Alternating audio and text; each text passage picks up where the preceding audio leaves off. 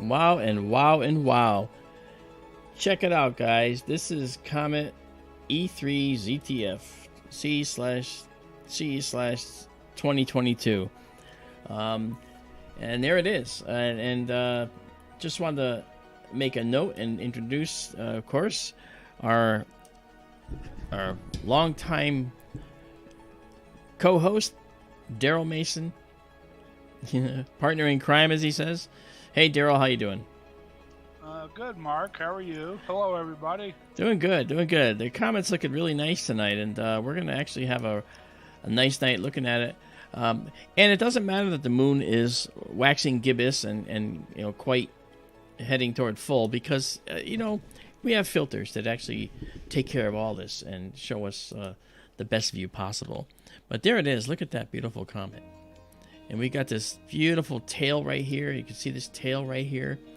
Okay, that's the ion tail. And we have the dust tail, which is that yellowish color of the plane of the solar system where the dust is being illuminated by the sun.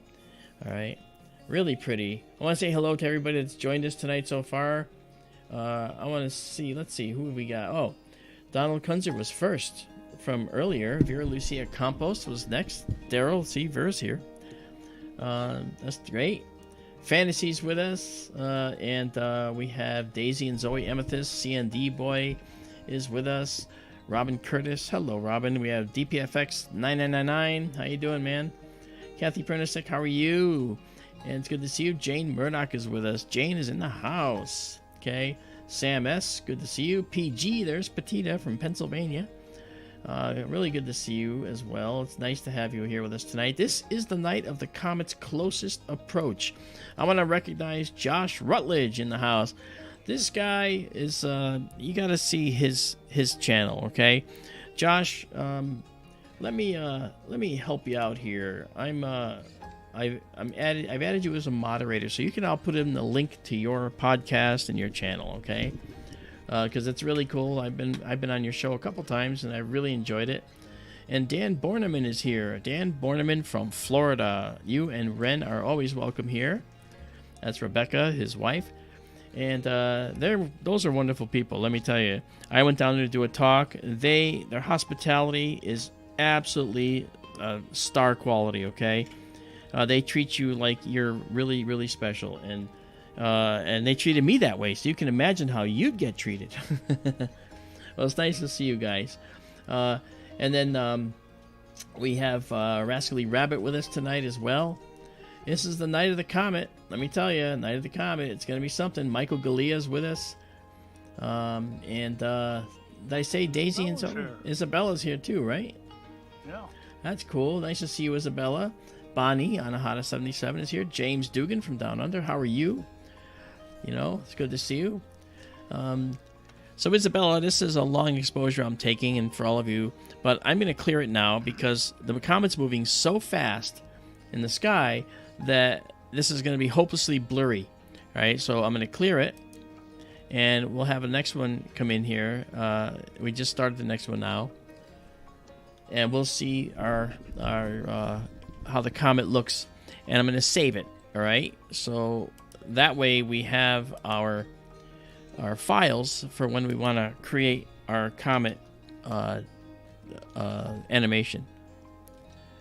And by the way, I just want to let you know, our comet animation that Izabela did for us with our files reached the Canadian media and went all over Canada and the United States last night. They used it and put it in a nice video, so it was really cool.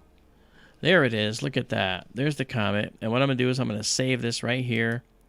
All right. And I'm going to save just as we see it. Okay. So now we have this instant shot. And this is really nice. And now we can adjust the size of the nucleus down, see, because we have a tremendous dynamic range here. So that will allow us to literally go down almost to nothing, so you can see what's really going on in there. All right. And even that represents, hundreds of thousands of miles right there in size, that dusty little orb. Then if we bring back some of the detail, you see stars behind it. You see some of the really fancy green glow caused by diatomic or two atoms hooked together. These are carbon atoms. You also have cyanogen in there as well, generating some of this beautiful greenish hue. And then this tail here, doesn't show as blue as it should, but it's actually blue. And that's because the tail is a very, very low density. So if we took a very long exposure of it and it wasn't moving through the sky, we'd be able to saturate the colors better. You can see some blue right here, okay, and that's pretty good. Hey there, Bullwinkle. Hey, Rockstar, what's going on? Yes, the comet reversed tonight. It does look like it's flipped. I didn't flip anything, okay. The comet is actually, its tail is moving as it goes around and changes in relative to our planet. That tail is swinging around because it's always pointing at the sun, and it's moving quite a few miles in space at a time. So I don't know the actual number, but it's going over 130,000 miles an hour, and there's a lot of miles that puts onto you. Okay, so it's moving over 1 million miles or more in a day. We're seeing the comet earlier and earlier each night, which is going to make it appear to change. It's the tail angle and all that. As we go through the night, it'll slowly move like clockwork. The tail will sweep over toward the right as the comet goes around the North Pole. Right, and that's because of the rotation of the Earth doing that. It's Yes. The motion of the comet's tail in space is different, and we'll follow a different track. But as the Earth rotates, the comet tail is going to go with it. The whole comet's going to kind of rotate around. Hello, Dean Bostador. How are you? Lori Arbitrat, how are you? Arbinat, that's good to see you as well. I've seen you before here. I'm pleased to see you. Ron Crandall, thanks for coming out. And make sure you guys, if you haven't, do subscribe, because we do this stuff all the time. This isn't just a special occasion. We're always streaming. On most clear nights, we'll try to stream and show you some of the deep sky and some of the most amazing things you can see. And our telescope is literally a one-of-a-kind. It's actually the prototype for an advanced speed telescope. So I think that this gives us the advantage. We can see things in seconds that would normally take minutes to acquire. And it's nice to see you guys. I see we have Cosmic Rays with us. Mark Knox is with us. How you doing? Nice to see you. And let's see. Paula Jaffis, how are you? Oh, hey, and your mom Julie is watching for the first time. Hello, Julia. How are you? Did you ever think you would get to see this beautiful comet? I'm very impressed with this comet. We call it the green comet because of the chemicals that are glowing up here in the head of the comet. And those are carbon and cyanogen, which is cyanide. Okay? Luckily, it's not coming near us. And if it did, it isn't dense enough to hurt us. So we're cool. OG Skywatch, how are you? And, and of course... And Lane is with Daisy and Zoe Amethyst. Hi, guys. And who are your friends, Daisy and Zoe? Who shut up? I'll be happy to say hi to them. Thanks, Lori. Lori says, love your show. Discovered you from a full moon eclipse around 2018 or 19. Fantastic. I love it. I'm very happy you found us. And I'm glad you stayed. We're going to do a color correction here. Okay, and... this is more like it right here. A little bit more. Okay. Let's try to bring out that tail just a little more, shall we? We're going to go like this. And I know initially it looks like I'm hiding it, but I'm going to try to pull it out for you. Okay, now we're going to pop this back in. There you go. Look at that tail. Look at that. Beautiful tail goes all the way down here. It actually goes beyond the frame. Now, here's the thing. this distance from here to here on our sensor, this is 4 full moons across by 3 full moons tall. So you can see that the length of the comet in the sky is probably over 4 full moons across. It's going to be several degrees from the head to the tail, all the way to the end of that tail. This tail is caused by the solar wind striking atoms and elements and compounds up on the comet's nucleus here and ionizing them, and we're getting this plasma going back there. Plasma is just, electrons and protons, but the electrons from the ionized material is shooting back here, and it's really cool.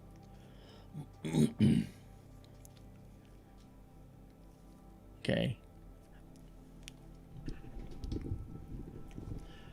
Ray says, I don't understand how a stack on a nucleus, a line of nucleus would not be better.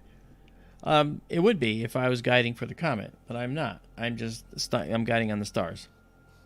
I'm not guiding for the comet right now. Okay.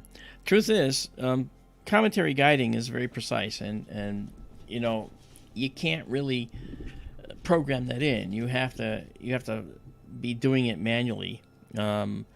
I know you can do an automated system if you have the tools to do it, but we never planned on guiding on comets. We planned on doing wide nebulas and things like that. All right, so this is 11, but you can see what we got out of it. And what I'm going to do now is I'm just going to bring this here, do that, give us just a little more. All right, and now I'm going to, there we go. And now what I'll do is just try and grab a little more out of this. Okay. So as we bring this back, we're actually allowing more and more data to be seen. You can see that this beautiful tail here. We're going to clear this now because we have another one building on the sensor. And when this one comes in, we'll see the most detail.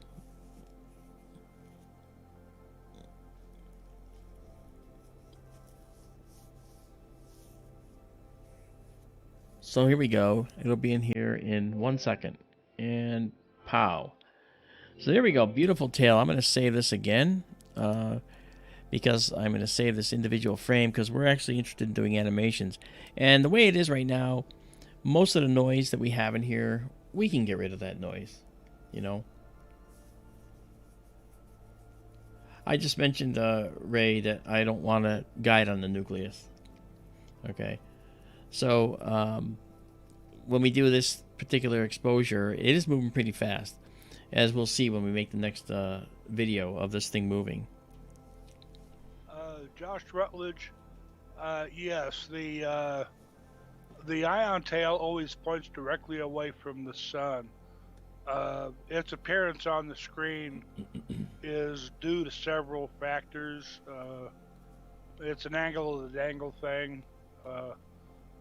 I would guess the telescope's position, the camera's position, and just an angle of the dangle thing between us, the comet, and the sun right now. Actually, if you look at where that's going, Josh, you got to keep in mind that it's not just flat on the sky. This end is going to be much closer to us than this end of the tail. So it's actually going into the page, all right? It's going into the page, and it's going in there like that.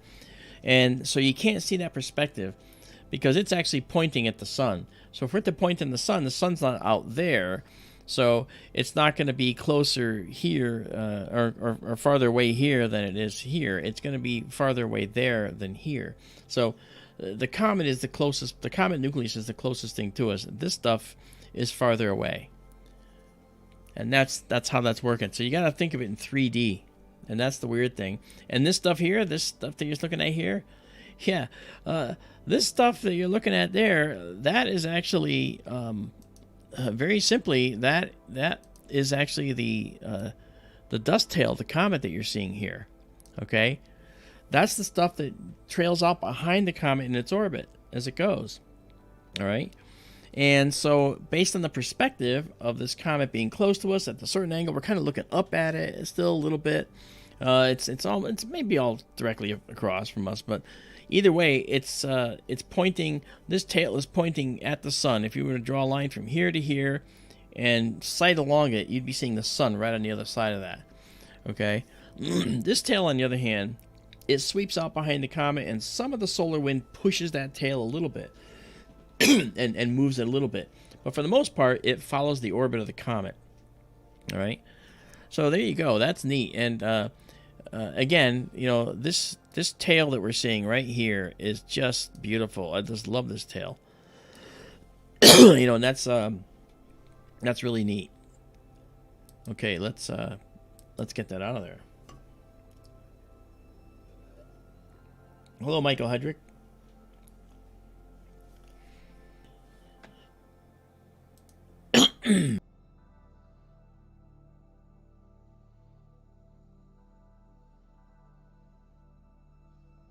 If we were to combine images in post-processing, as Cosmic Ray asks, the comet is moving at its apparent fastest from our point of view, just because it's closest to us tonight.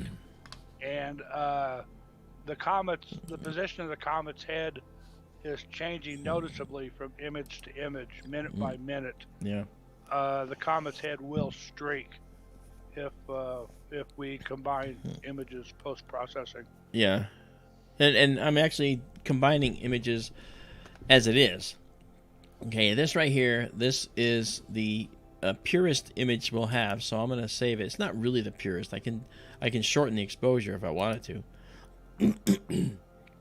All right.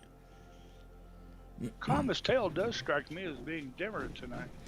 It does, but keep in mind that I'm doing a 40-second exposure, not a 45, and I'm at 250, not 300. So what I can do, and this is just so we can get our video capture going, I could increase it for the next exposure. I could increase both that to 5 more, and I can increase this to 300, and we can see the difference. I was trying to limit the amount of noise we get in a singular exposure. That's why. Yeah. But are you lowering the gain because of the moonlight? No, actually, I was lowering the gain for the noise. I wanted to keep the noise just a little bit lower. But you know what? I'll clear this now. I'll increase us to 300, and then I'll add 5 to this, and I'll make us 45 seconds and go back to what we did the other night. So here we go. So this is 45 seconds starting up. All right, and obviously. This is a hybrid shot. It's not what we want. Okay, so we'll clear that.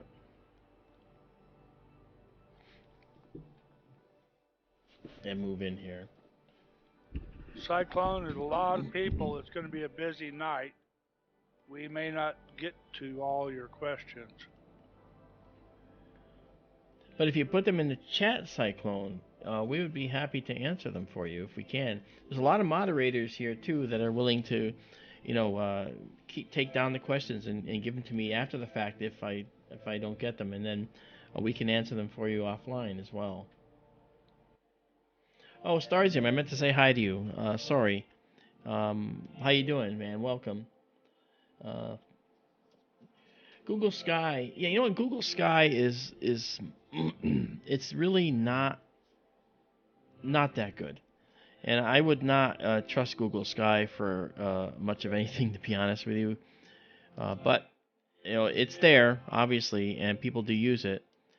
Let me pull out some more detail, and that's why it probably doesn't have the Comet, because they would actually have to add tracking to it.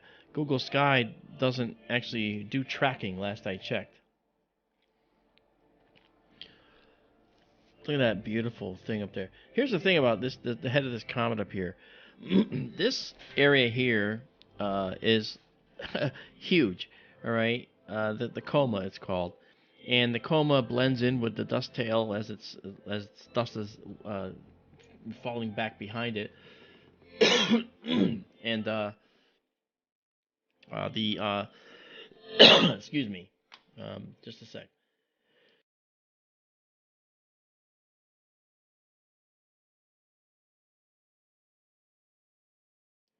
Sorry. Cyclone, that's a good question. I was reading about that today, actually. Some of the estimates, guesstimates, where the comet will return in 50,000 years. 50,000 years is, of course, the number they were saying since the last time it was here. I have seen different models of, it's all a matter of the comet's speed and trajectory, the ellipticity of its orbit, or whether it's in a hyperbolic or parabolic orbit. Some models are saying that the comet may leave the solar system, that this is a one shot and it's going to be gone forever. They haven't resolved the differences between the models yet, is the best I can tell you. Yeah, when a comet comes in like this, and in the Zwicky Transient Facility discovered this. Zwicky Transient Facility is on Mount Palomar, and it's a massive megapixel camera, 526 megapixel, I think, and it's just amazing. But the particular camera has some qualities that allow it to capture things coming in, but you have to capture these things and model them, as Daryl just said, to get the orbit. And the orbit it can be tricky, especially when they come from so far away. You have to know if that orbit connects at the other end and makes an ellipse and makes it come back. Right now it looks open-ended, which is why when you go to the sky live, okay, the comet doesn't have an orbit. It just has what looks like a parabola, which would imply that it's a one-time comet. But in this particular case, this comet here, the best we can say is that it looks like, if it's periodic, it's a period of 50,000 years. And that's pretty cool. I want to say hi to Johnny Rocha. How you doing? Saludos cordiales, tú también. I'm glad that you're here, and welcome. Please subscribe and hang out with us. Ghostfish is with us. How you doing, man? Is it naked eye visible in optimum conditions, meaning cloudless, dark skies? I'm not sure. We talked about this the other day, Daryl. Its magnitude. I have its magnitude. Hold on. I can tell you exactly how bright it is. About 4.6 or 4.8 last I see. Yeah, 4.5. Yeah, 4.5 we see here. Okay, so that would mean that under dark sky conditions, you might see it, and it would certainly show up in binoculars. If you knew where to look. So I think that's pretty cool. And one thing, when you're looking for an object at a certain magnitude, brightness, it's one thing if that object has a star and all that light is concentrated in a single point. When you take all that light and spread it out across a comet, something with notable dimension, size, that's going to look a whole lot dimmer than a star of the same magnitude.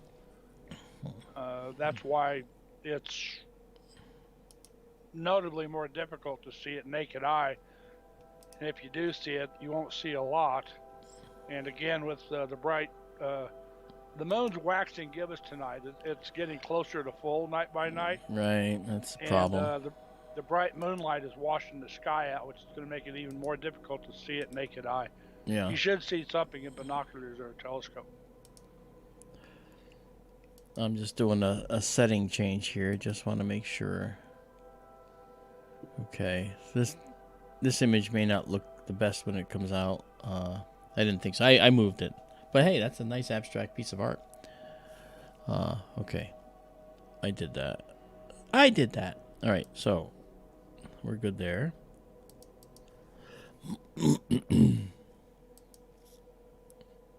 Move up. Go into our status again. Okay. Now, for those just joining us, one of the things I want to do for you, and I'm going to clear this because we have another one building up on the sensor. Just give you a run through of what you're looking at here. If you've never been with us before, it's kind of important. Okay.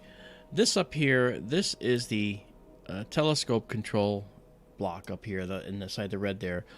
This is the telescope computer right here. This is the telescope actually in the building out in Arizona. This down here, this is me. Hi. I'm 2,500 miles from that telescope operating here. This is our stacking screen right here. We're actually stacking images on top of each other. Okay. And then this over here is our camera control cluster and focus cluster. And of course, this is the main screen that we can enlarge and fill the screen and do all those things. So that is what we have. And you don't see all those screens all the time, all at the same time. So let's clear this again, get another good shot. And then we will do this again. We'll save it. Okay. I know exactly why it's doing what it's doing. Okay, the guiding isn't that good, and the reason is because our guide scope is on the other side of the telescope tube, and the telescope, you see, is aiming up that way, and it's backwards. So now the guiding scope is underneath here, and it's actually trying to guide on part of the building, so that's why we see this, but that's okay. This is not bad. I can actually I can keep waiting for the next good shot. Hi, Judy M. Cheryl, Texas. How you doing? There we go. Okay.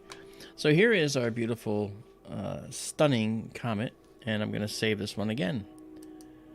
It's moving significantly from when we started already, all right? And it's just beautiful. I like our music. It's just so cometary. Really pretty.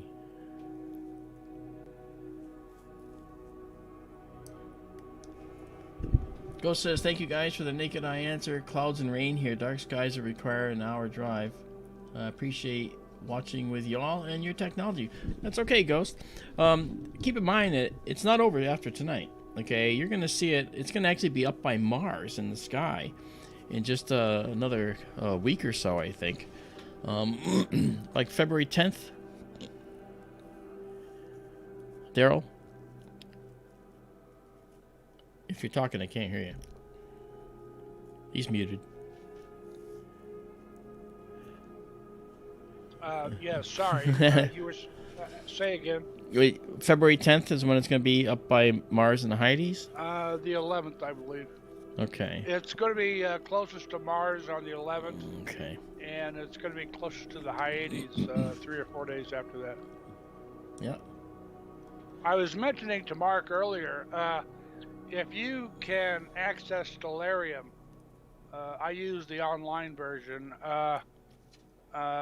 The comet is over the North Star tonight, and if you can open up the time and date box and position the comet about 10 or 11 o'clock, and then change it night by night with Mars set at the top of the screen, you can see the comet actually move away from us and sort of foreshorten as it heads toward Mars, and it looks really cool.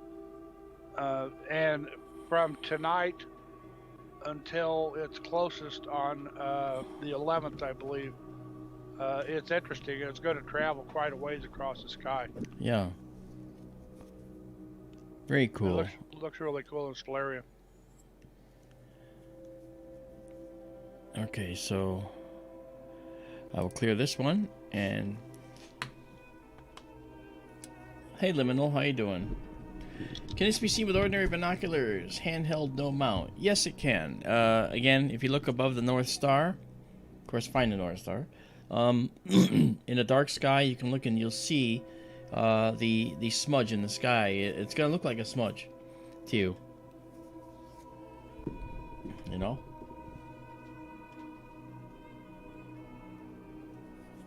But let me know if you get to see it. Hi there, Lysiana. How are you? Look at the tail. It's actually changing so much, and the tail's actually changing too. Alright, so we'll save exactly as seen again. Now, when I say save exactly as seen, you see this thing going across the top. What's happening? Well, we're creating an image here, and I'll show you what that looks like, okay? This image, alright, is the frame, alright, of our image we just took. There it is. And that's available to you to take and do whatever you like with. All right, and the other thing that's happening too is when we are when we actually take our images and stack them, they're not just going somewhere that you can't get access to.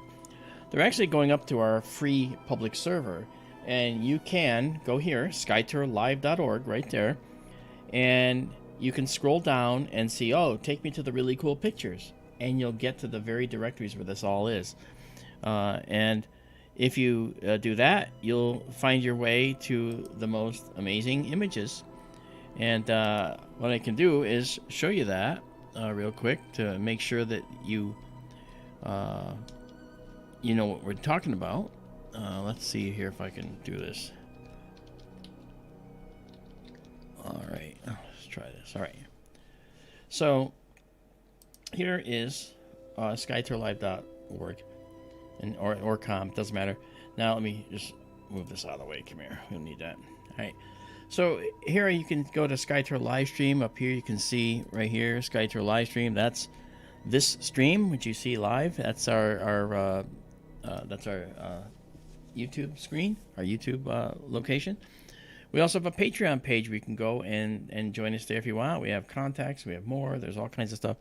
But if you scroll down, I want cool pictures. And it says go to the online database. All these pictures have just been taken. Sorry for blowing out your eyes. All right? But you'll see now, February 1st, 2023. You click on this, you go in, and it says Comet 2022 E3 ZTF.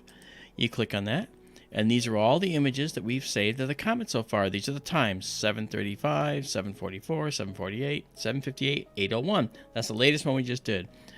Okay, and this is the images aren't here yet. They're on their way up, but the images are being brought up to the server, and these are here. So this is the image that you get. Okay, boom, there it is. Right there, and you can hit right click and say download if you want to, or you can use download right here to download this image and check it out. So these images are all available to you. They make those images available. All right, so that's what we do. And you know, we're an astronomical outreach organization, so this is our bag, man, and we want to make sure that it's yours too. Hello, Ginger Baker, how are you?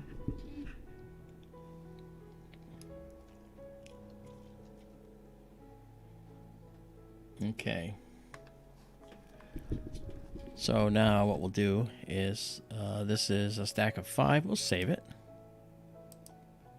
and then save exactly as seen, and then clear it just in time for the next one to come in, which we'll save because we're gonna do a video. Save. And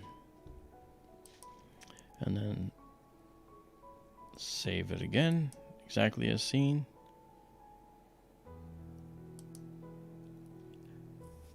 And you see the ping file the same way as before. Now the reason I put the comet up here is because the tail is going down there, and you want to be able to see as much of the tail as possible. We could put the comet off the screen and you'll still see the tail. So it's got a pretty good sized tail.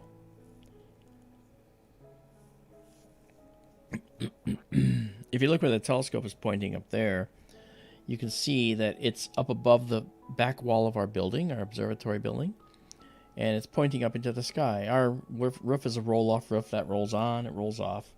There's room for a few telescopes in here. We have this one in here now. SkyTour East is actually behind me on the table. We got it refurbished, and now that's going in our new building that we're rebuilding. It was the first observatory we ever had. It was on the front here, out front here, 50 feet from me. And we're now adding a new building out there now that the price of wood is coming down. And then SkyTour West is this building here out in the Arizona desert. And we're adding another building, SkyTour West 2, which is going to be in another location in Arizona. And it's going to have a different telescope in it with other capabilities. And we're going to have effectively no excuse not to stream. So it's going to be incredible. Okay, we'll save this. This just makes beautiful photographs. Okay. Then we'll clear it just before it ends. This star here that has the halo around it, the halo is an artifact of our system. Okay. So when you have a halo, we remove those in our when we do the processing.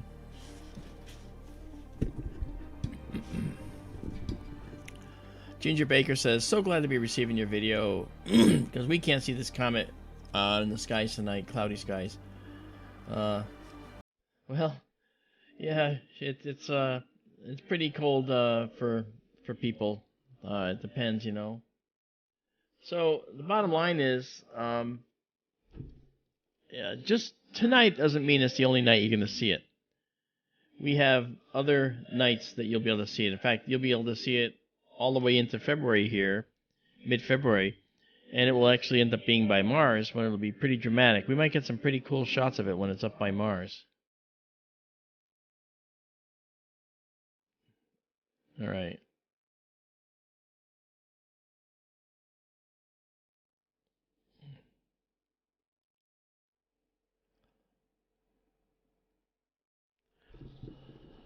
Okay.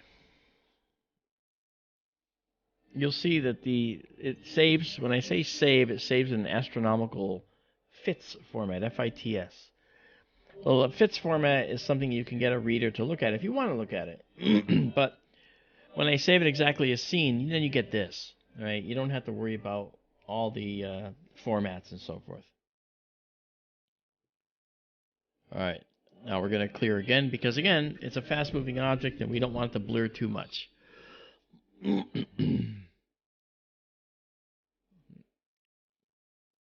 You may not think it's moving, but it is. The comet will be directly over Polaris, the pole star, at about 9:30 tonight Mountain Time. Okay. At which time it's going to be about 60 degrees above the northern horizon, about 20 degrees above Polaris. And that means actually it's quite high in the sky now. It means about 53 degrees above our building wall. Well, yeah. In the above the horizon out there.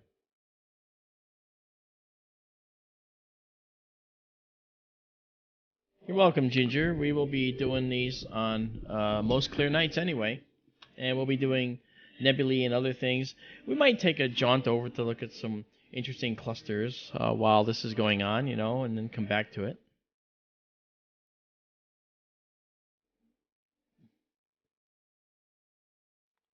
Yeah, Ginger, anybody, everybody, hit the subscribe button and the bell and whatever you have to do to get signed on with us and come on back. Yeah, I love having you here. And more the merrier. And when you actually click the bell, go into the channel and it's a drop down. Drop down that button and say all notifications, and then you'll get most of what we get. Hey, Jeremy Blaine, good to see you again. There you go. All right, let's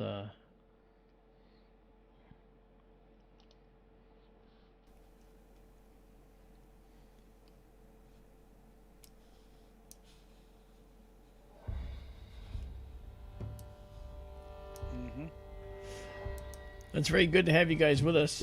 Again, if you're just joining us, I wanted to just give you, while we're letting this comet image come in, just a quick run through like I did before. This is the telescope control section over here. This is the telescope computer, which is currently inactive because of it's a timeout. This is the telescope out in the building in the desert of Arizona. This guy right down here is me, okay? And this is our main view. This is our stacking view, okay? And this view right here is the view that people like to see. And what we do is when we take images, this is our camera control system over here. It's also got all of our focus and so forth in it as well. This thing is a little behind right now. There we go. Okay. So the most important things to see, though, over here, the most important, I guess, the most important windows, most important menus is this one. Okay, right here. This is the exposure, and this is the gain. These two things are the most important things. All right. That's how long our sensor is being open for to let light come in. And this is the sensitivity of the sensor, which is currently set to 300. So, here we go. Now I'm going to save it one more time here. Save it exactly as seen. And clear it just in time. As we go from image to image, take close note of the positions of the stars near the head of the comet. Yeah. And you will see those positions are changing from image to image because the comet's so close. Right. And it's moving minute by minute. It is. So the comet, you'll have noticed the comet will have changed from where it is now to where it was when we started. And Izabela, I don't know if you're going to be wanting to do this, but if you want to add or make another video of it, you can. Hello, Maria Wilson. Nice to see you. Kentucky's been covered with clouds several days now. I miss seeing the stars and planets. Yeah, you know what? I get that too. You know, I'm an astronomer. That's what I went to school for. And nothing like a dark black sky. You know, there's nothing like it. You know, I'll take a mountaintop with a dark sky over a city any day. You know? So, it's kind of interesting, you know. And we have Andy's Nuts. How you doing? Can you see it if you're in Phoenix? Yeah, absolutely. In fact, that telescope you're looking at right there is out in the Sonoran Desert. All right, I'm in Connecticut, but it's in Phoenix, Arizona, you know, west of Phoenix. So yes, it's out there. You're welcome, Izabela. Axe Slinger, how you doing? You're in the Rockies of Alberta, Canada. Should be a pretty good view. Yeah, you'll see it. You know, if it's dark, take your binoculars and go look at the North Star, Polaris. Remember how to find Polaris? You look for the Big Dipper, the two end stars point right at it. Or look to the north, and you'll see you'll see one lone star sitting there that might be Polaris. But look above it, and if you see a little faint object with your binoculars, you found Polaris, and you also found this guy, the comet.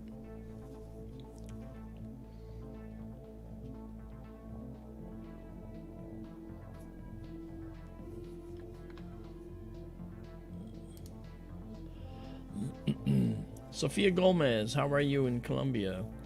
Where in Colombia?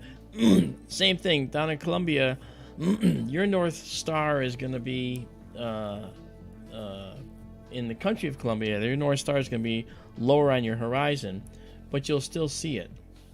And I wonder when, for you, I wonder what might be best for you. Right now, in Colombia, the comet is still going to be above Polaris for you.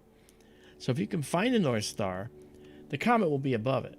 But your North Star is going to be lower to the horizon than it is for where this telescope is down in Colombia. But thank you for coming. It's really nice to have you here. And nice to see you, Laura Barber.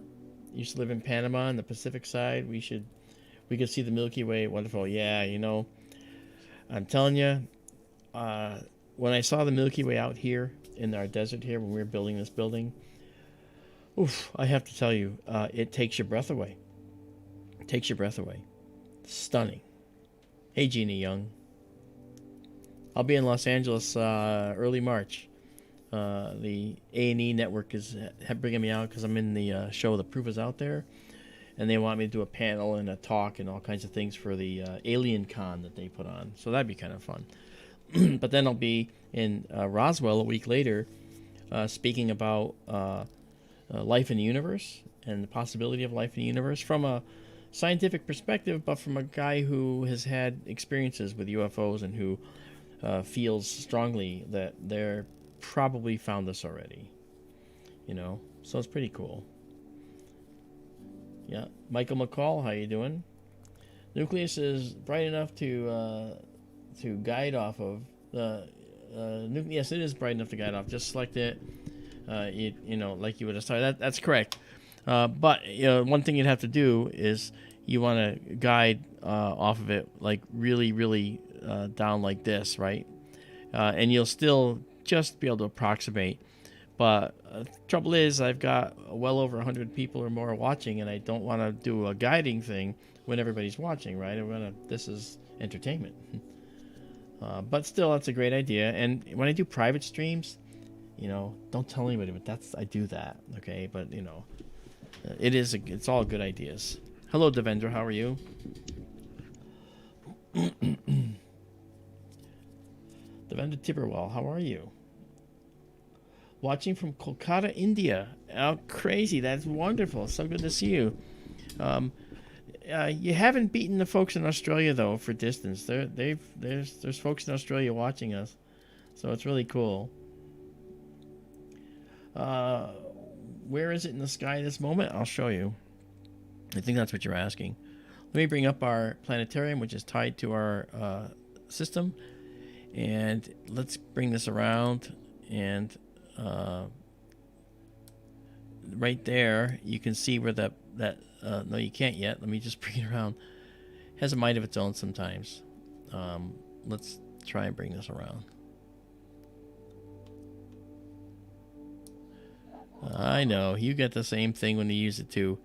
There we go. I think I got it now. All right. So this is Polaris right here. Okay, this dot. That's Polaris, the North Star. Okay. Thanks, Capitan Indy. Thank you very much. And right now, that STLS, that right there, is where the comet's located in the sky. Right there. Okay? And that's where we are looking. And so if we zoom in on that location, you'll see that we could zoom out, all right? And you'll see that when we look down here, okay, go down a little more, and there you go. We've got the North Star right there. And it's rotated a little more than it should be. It's actually well, I don't know if I dare do it. But I want to show you something that's really important, okay? Zooming in on this now, okay? You see how the telescope, how this writing here is upside down? This square represents the field of view of our telescope. This comet is bigger than the field of view of this telescope right now. Bigger, all right? Outrageous. So, you know, it's pretty big. And that's 4 full moons across, okay, over 2 degrees, and 3 full moons tall, about a degree and a half. And it's taking up all that space. Hey, Mazzy, good to see you again. Bob Scheil, how are you? You're welcome. He says, thank you for making this available. Oh, I love it. We love doing this. Okay. Capitan Indy, you're from Panama. You need a pretty clear view to the north. If you can find the North Star Polaris, it's going to be pretty low for you, but it should be visible. You want to look roughly above Polaris, about 20 degrees, about 2 hand spans wide with your arm out, with your hand out at arm's length. It should be above, maybe to the upper right of Polaris right now. It should be directly over Polaris in about an hour and a half. Hello, Humera Anjum. Yeah, it'll be visible in Bangladesh as well. You got to see where the North Star is, and it's going to be above the North Star. I mean, right now for you, it's not dark, right? What time is it in Bangladesh? I haven't checked. But it's got to be... is it late afternoon there?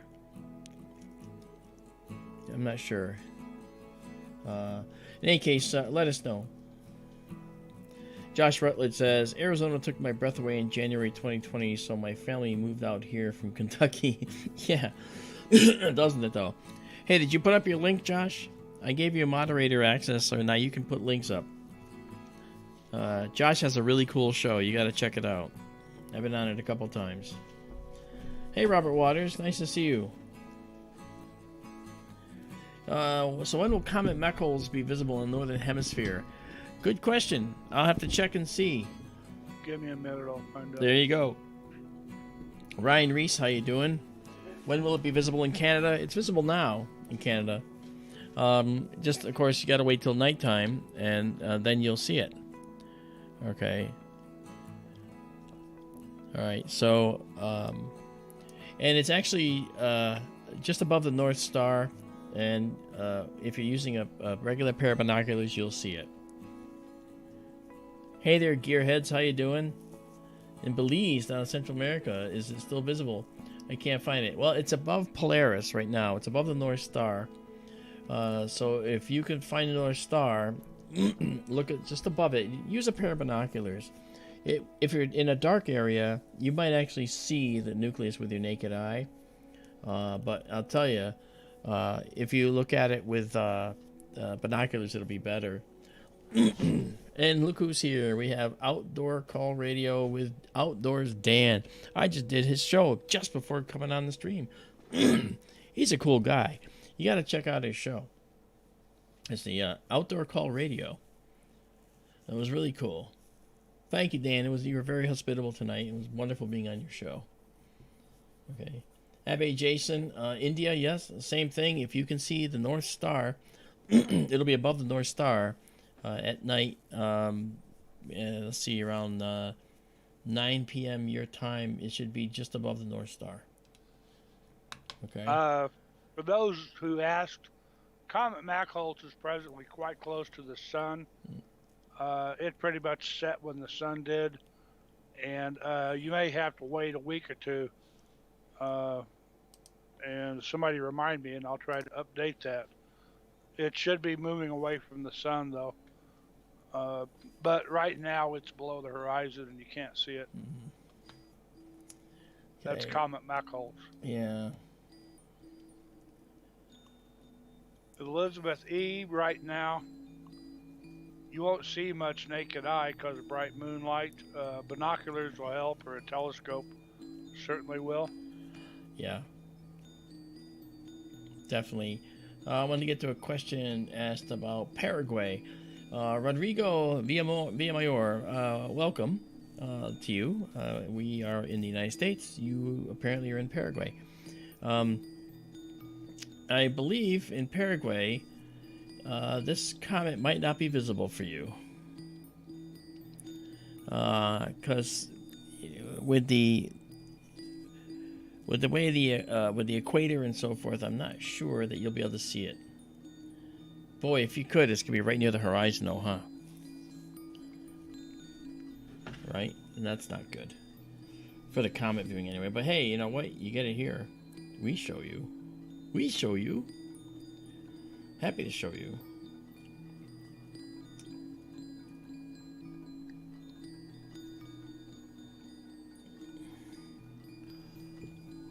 Yeah, this is gorgeous.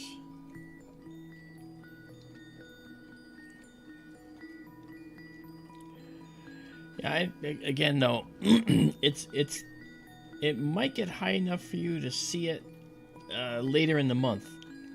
Because if you can see Mars from Paraguay now, then you'll see the comet on February 10th, 11th in that region. Right now, it's still a little low for you actually, and it'll crest your horizon probably between now and mid-February, early February, All right. Laura Barber, of course.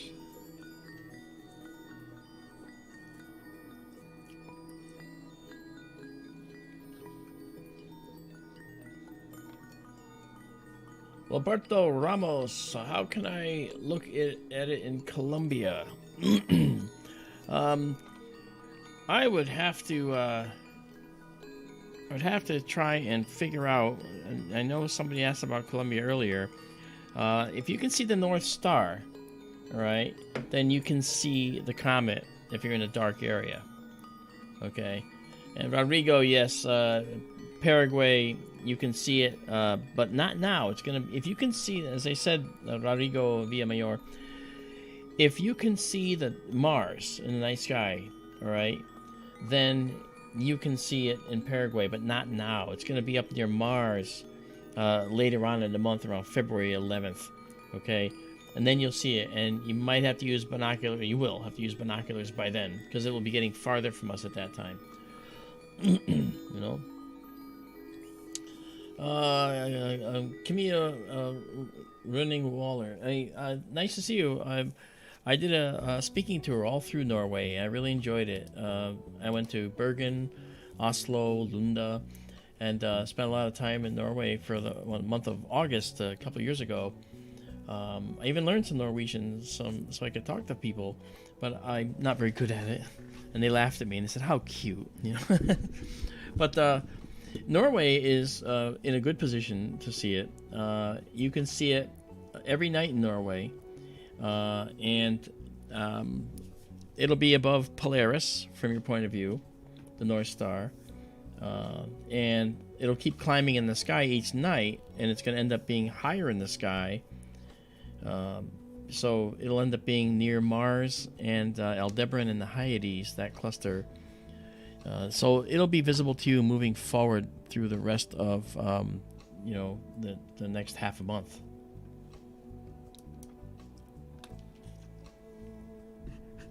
Did you answer Camilla Running Water yet? That was just the question I answered. Yeah. Oh, okay. It's kind of hard to keep up with all the people. That's good though. Camilla Running Whaler. Yeah, she was asking about seeing it in Norway. Stranger Sound. Composition of the comet. Interesting composition. Now, you know how people have stated, well, comets are dirty snowballs. Yeah, we found out there are a lot more than that. Okay, there's all kinds of ices that are on a comet's surface. And it's not just water ice. There is ammonia ice. There is methanol, formaldehyde ices. There's molecular compounds. The reason it's green is because of molecular compounds. The green here that we're seeing, this is molecular carbon. Okay, 2 carbon atoms together. Now, a carbon atom has 4 electrons in this outer shell, and those 4 electrons can bond with 4 things. And sometimes, when you have 2 carbon atoms together, several of those electrons are bonded to each other with, sharing between the 2 carbon atoms, making a very, very strong bond. And that's called diatomic carbon, of course, because it's 2 atoms to make a molecule of carbon. And if you ionize one of those electrons and kick it off, all right, and it bounces back into the atom spontaneously, which happens all the time, the color it gives off is green. And so that gives off a green glow. Same thing with cyanogen. All right, cyanogen is a carbon atom and a nitrogen atom, and it's a pair of them together. So CN and CN. Okay, and those CN quantity 2, that molecule, collectively, if it gets ionized, when the electrons rejoin the molecule, they will in some cases give off the green light as well. All right, so the green is due to carbon mostly and cyanogen secondarily. All right, this color here, this bluish color, those are streaming electrons racing back from the cometary nucleus and protons. These are plasma. It's a plasma tail. And, okay, they're glowing from the sun's energy, of course, and the interaction, the chemical interaction, and the ionizing action. And this color here, all right, that is the dust tail. So this comet has 2 tails. Let me try and bring back the other tail here really quick. Okay, so here you see the ion tail there, and then you have this dust tail here. The dust tail and the ion tail, the comets always have 2 tails.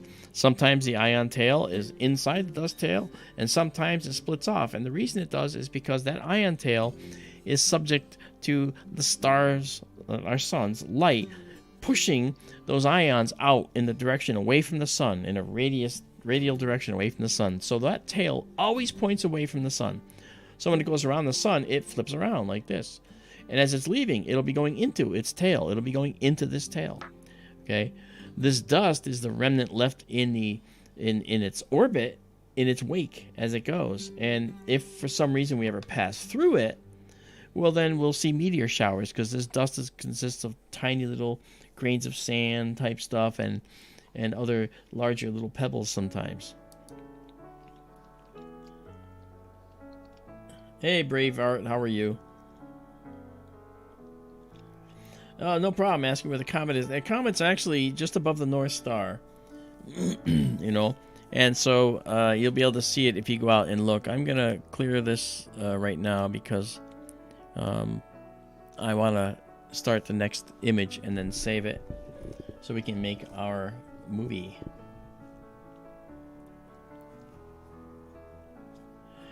Yeah.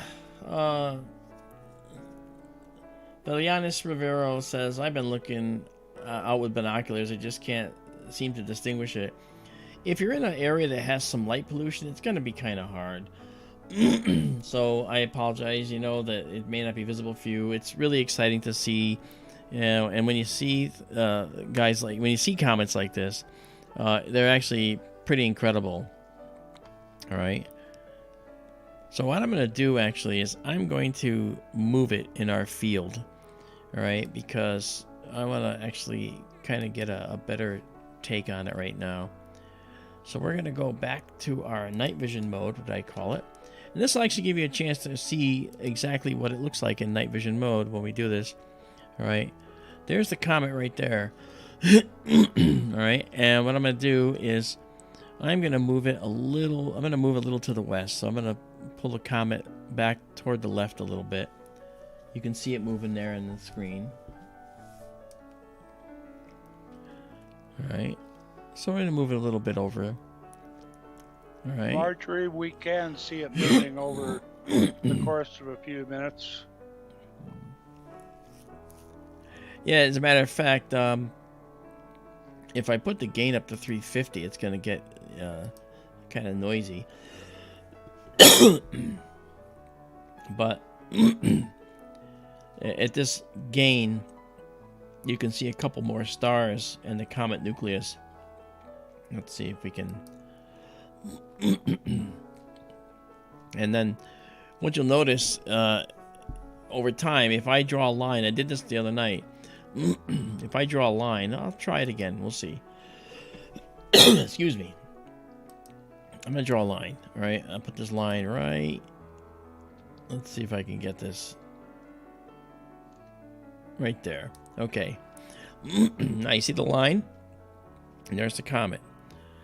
Well, let's just watch now over the next little while, next few seconds here. Let me I'm at 16.7 millisecond exposures. Let's go a little higher. Actually, I'm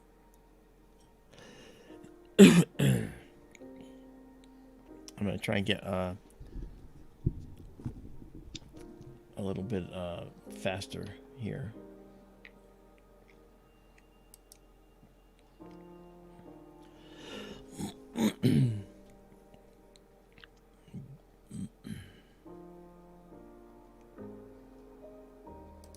$173 watching right now. That's pretty nice. Okay, let's try something here. I first want to do this. I want to get us back to our 1 second exposure. Actually, I can do it this way. All right, 1 second exposure. And do this. Okay. There we go. Okay. All right, so now this is our 1 second exposure. This is live. All right. Hey, Eric Gage.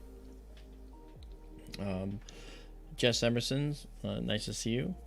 Rico, anyone know what time it will pass on Eastern Time, North Carolina, I believe? It's actually not passing yet. It's actually kind of sits in the sky, but you see these two stars? Let's see if we can zoom in on them and watch this comet move, okay? We have a little wind out there, which is why you see this doing what it's doing, is dancing around. There's some wind out there that we're fighting, which is why our exposures are a little wonky sometimes. But this actually helps too, if we just do this. So there's the nucleus. And these two stars, this star, you'll notice that it will move relative to this over the next few minutes. You'll see that.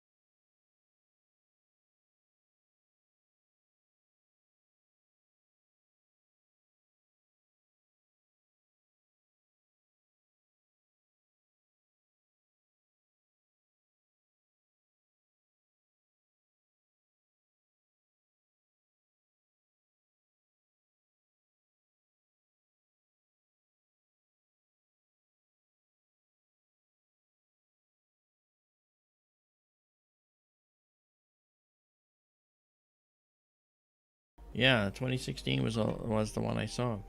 Oh, it happens pretty regularly, actually. Well, I looked up the list of all the Sungrazers, and I only found one in 2016.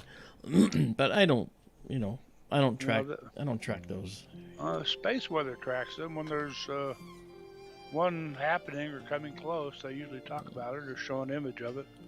Okay. Often from, I think it's from the Soho satellite. Okay. Rachel Harrington says, I'm in Rhode Island. Where should I look? Well, you could look right above Polaris, like about that much in the sky. It's above, not right above, right directly above, but it's above Polaris by, like a degree, maybe 2 degrees? Is it? No, about 20 degrees. Well, I got to go back and look here. Let's get this to come up here.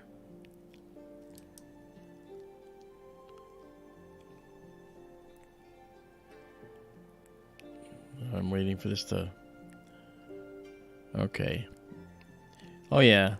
So, there's Polaris down here, and this is actually 75, 80, or 75 rather.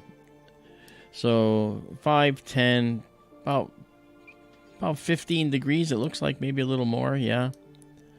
And that's... The Sky Live says 20. Okay. So there we go. So you'd be looking 20 degrees. What's 20 degrees? Well, if you hold out your hands like this and you make this shape at arm's length, that's about 20 degrees at arm's length. Okay.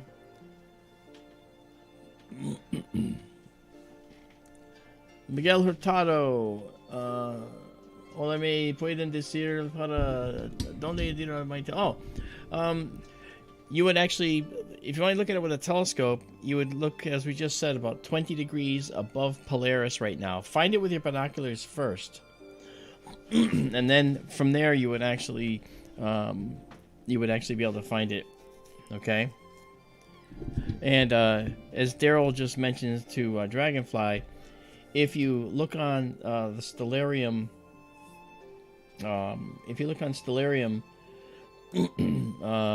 online, you could actually see where it is because they track it directly.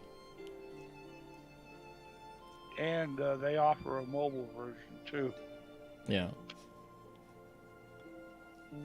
I guess you can point your camera at it or point your phone at it and have it tell you what it is. Yeah, I know there's actually a telescope they make now where you actually put your iPhone in a dock on the telescope. And use it like a finder, and when you point the telescope in the right direction, as long as your phone is aligned properly with the telescope, it'll be in the telescope. I think that's kind of a cool little gimmick, but you got to have batteries up, all the time.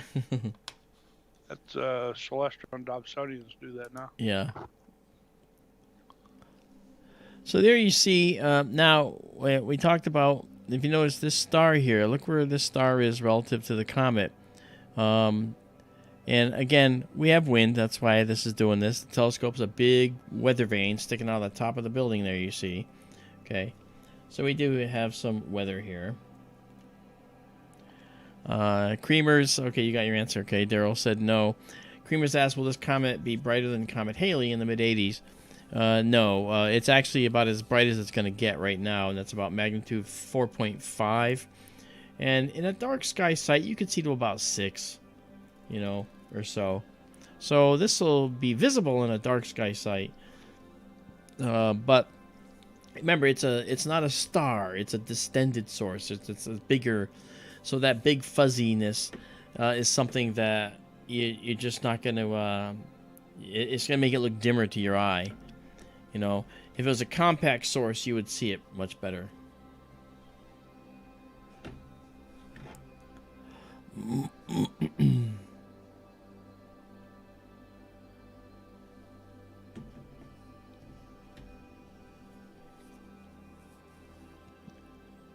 Okay.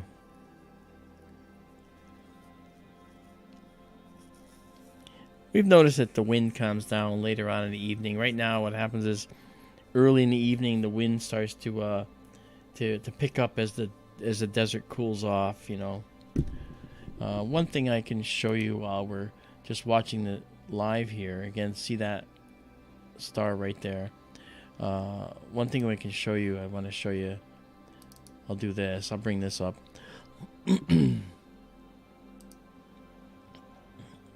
Okay, this is our AllSky Cam, and the AllSky Cam is neat because it shows you some really interesting stuff. Oh, we got a satellite going through the field there. So we go to our preview here, and we'll do one acquisition. Let's see how that looks. It's a 5-second shot. It's not that long. Okay, and so we'll go full screen on that just to show you. So there's our AllSky Cam. All right, that's the moon, of course. And normally, of course, we have some bird droppings on there. I can remove that now. Come here, you. But normally, we would see Milky Way going horizon to horizon here. But right now, with the bright moon out, we don't actually get to see it. But we have filters on the telescope which allow us to remove most of the brightness. Where we're actually looking right now is up here. We're right about there, looking at the sky, right there. All right, so this is about where we're looking right now. And so this is north, this is south, this is east, and this is west. So the sun rises here and sets over there. Okay, the moon rose here and sets over there, you know. So we got that is the AllSky. All right, it's a black and white camera. All right, so now let's let's go back here and zoom in a little more. Okay, now what we'll do is I'm going to draw a line, and I'm going to wait here for just a second. Yeah, see, because with the wind blowing, it makes it a little tricky, but I think I can get a line here and split the difference. Okay. Laurie, your question, this might not be the best night to ask, as busy as things are. Prices of telescopes are way up right now, like so much else is. Generally speaking, like go to Orion telescopes, look at their 6-inch or 8-inch Dobsonian. The prices are higher now. The 8-inch Dobsonian will get you years down the road. It'll get you your most bang for the buck too, for a mid-price telescope. As you can see, when the wind starts, this star that's on that line might come out of it, but it comes back. But watch this star and the head of the comet relative to each other, all right? Because that's what we want to see. That's what we want to watch and see the relative motion.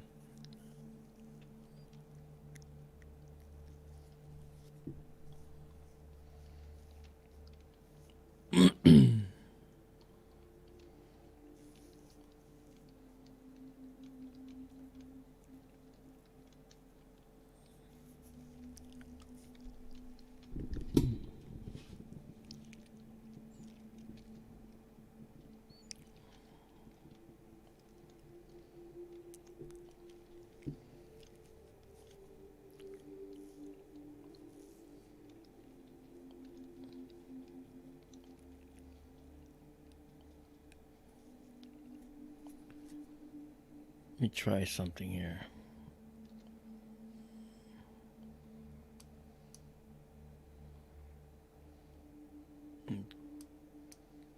Kick it north a bit.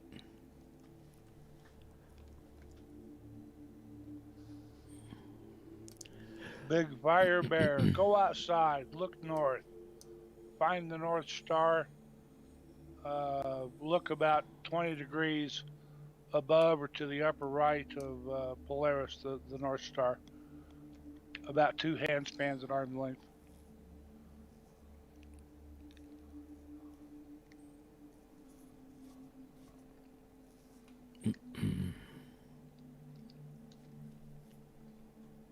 Zoom, zoom. Yeah, it's definitely moving.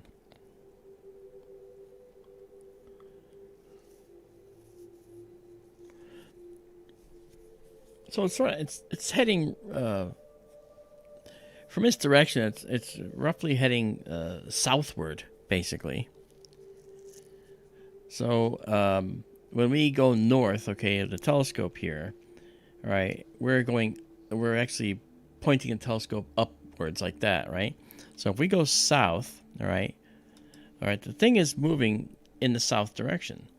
So when we look at this star here, all right, okay, south is down below, right? So what that means is that the comet is actually heading southward in the sky. Remember, the telescope's upside down. It's a mind mess here. You got to think it through. So the telescope's upside down. So we're looking at it that way, but it's actually going this way, roughly. And so that's why it's going to be moving farther away from this star as it is right now. You're watching it do so. The wind hasn't calmed yet, and that's a problem. And so I know it makes it look a little wonky, but it works very well. It's doing its thing. It's maintaining. Let's try this. I'm gonna try a 6-second shot.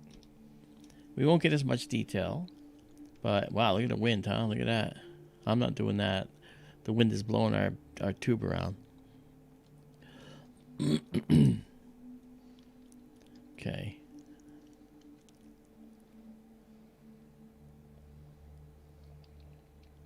All right, let's try this in a sec.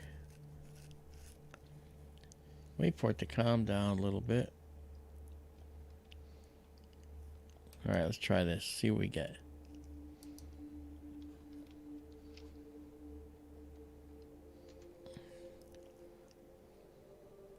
And we'll pause it and see what it looks like. Process. Okay, there we go. You can see where this is, and I can actually bring this down, and you can see that's actually really pretty. Look at that. You see the coma and the dust there, and relative to this star. Okay, so we'll save that like it is, and then save exactly as seen. A nice short exposure. Hey, Izabela, how are you? Nice to see you. Okay.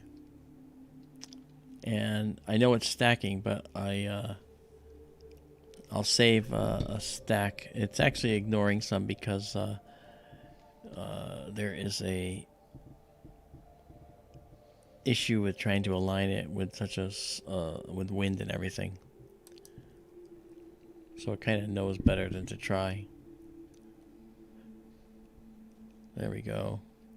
And we'll pause this and save it. And save exactly as seen. These are going to be the low exposure so we can actually see how the nucleus moves. Okay. All right.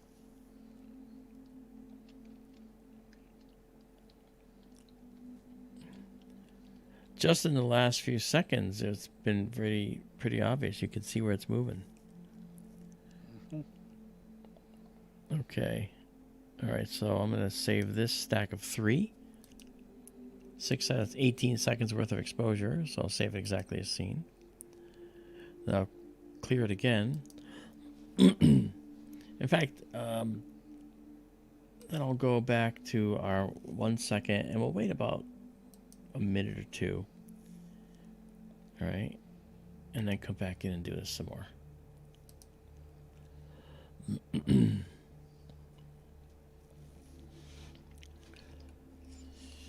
You notice how far it is from the star now? It's literally moving right before your eyes. And you watch it get closer to these stars, it's going to go right by them. And its coma, its glow, is probably going to blow them right out. Not bad at all. I want to welcome all of you here to the stream. This is SkyTour LiveStream. My name is Marc Dantonio. I'm an astronomer. That's what I do. And Daryl Mason is with us. He's the hidden voice in the background. And Daryl is a long-time astronomer himself, and we run SkyTour LiveStream for everybody as a matter of fun, public, free education. And, you know, this is our camera control system over here. I'm sorry, our telescope control system. This is our telescope computer. This is the telescope in the building 2,500 miles away from this guy. That's me. Okay, that's out in Arizona, and I'm in Connecticut. This is the main view, and it's a live view of the comet. This is the camera control system up here, and this is the focusing system. Important things, again, for your own edification. Okay, we have some important objects here to look at that are important parameters, and of these parameters, there's two that are really important. Okay, we have the exposure here, and we have the gain here. These are very important together. These two objects make up, you know, the main parameters for the camera that we use. Gain is sensitivity on the sensor, right? And the exposure, of course, is the time we expose the sensor to this. Hello, Tomas Fuentes. How are you?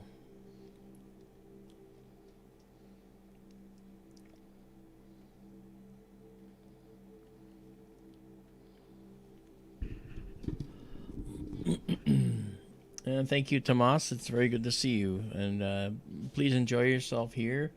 Subscribe to the channel if you like. We'd be very happy to have you do so. That's interesting. My arrows were a little bit late coming in. Well,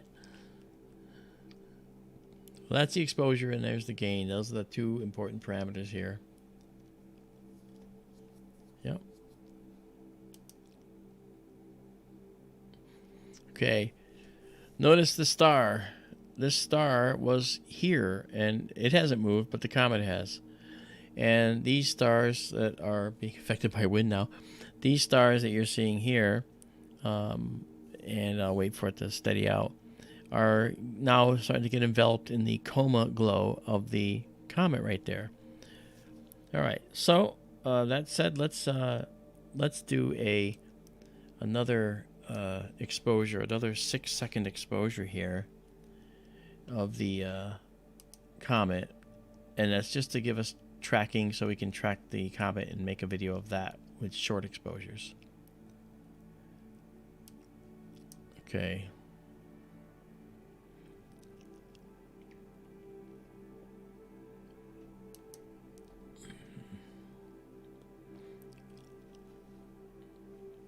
I'm waiting to get my time sliced mouse click in here. It hasn't come back yet.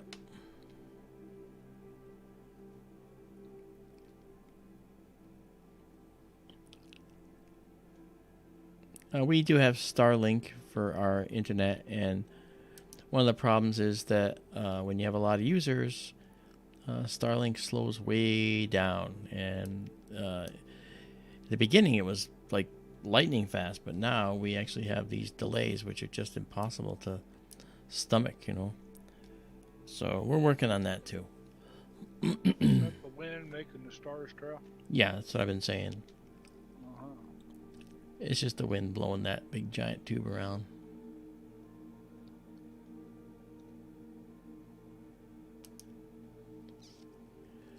Jeez.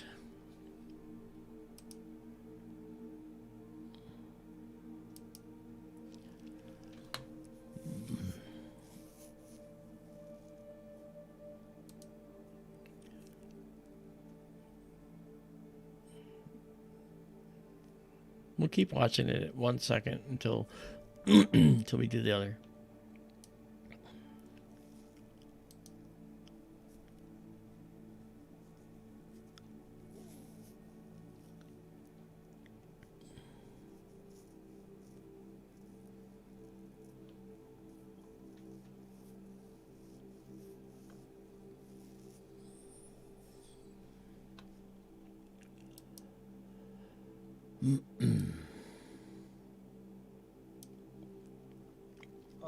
Robin, that's a good question.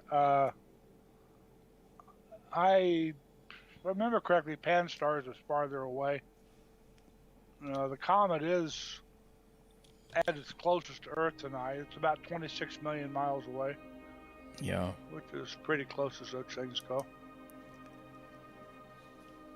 Indeed.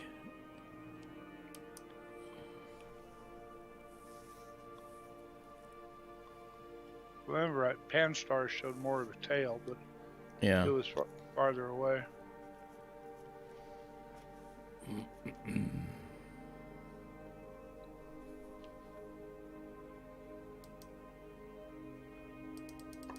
Yeah, please hit that like button, folks. Yeah, it's love to have you here. Javier Gamer, how are you? He says it's been 20 minutes. Well, look what the comets moved in the 20 minutes. This star was right next to it. Now it's down here. Saying the comet is dropping? Well, remember, it's moving south. North is up. So it's going south. The telescope's upside down, so it's heading toward Mars. All right. I pointed that out myself earlier. You'd think if it was north of north, it'd be going north. But, yeah. You can't be north of north, so every direction is south. Exactly.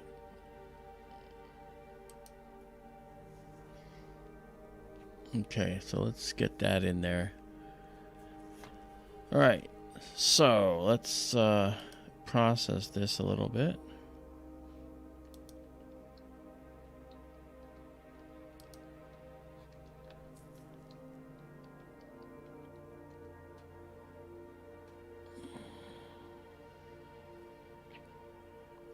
All right, color correct.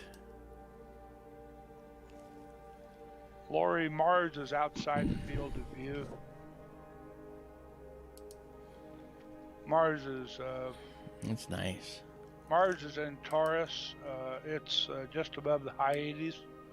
The head of the bull in Taurus, quite a bit south of where the telescope pointing. Right. So if we look at this, okay, I'm only doing a 6-second shot to try and show exactly where it's sitting, okay? So, but this is at 350 gain, all right? And I will save that, and then save exactly as seen. All right, now I'm gonna clear this again, all right? And I'm gonna zoom back out. It's still going to be a 6-second shot, all right? So we go to 33%. Okay, so there it is again. And let's see. Okay. Obviously the wind is doing that, but over time we'll get some good shots. There's a nice shot right there. So we're going to pause it and take another shot right here. Save. And save it exactly as seen again. And again, it's going up to our live server that I showed you earlier. Okay.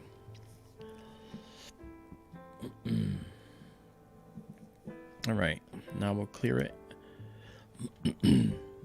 And get the next shot. Here we go. That's really pretty. We'll let a few come in and then we'll save that. Mark, could you excuse me a moment, please? Sure thing. Be right back.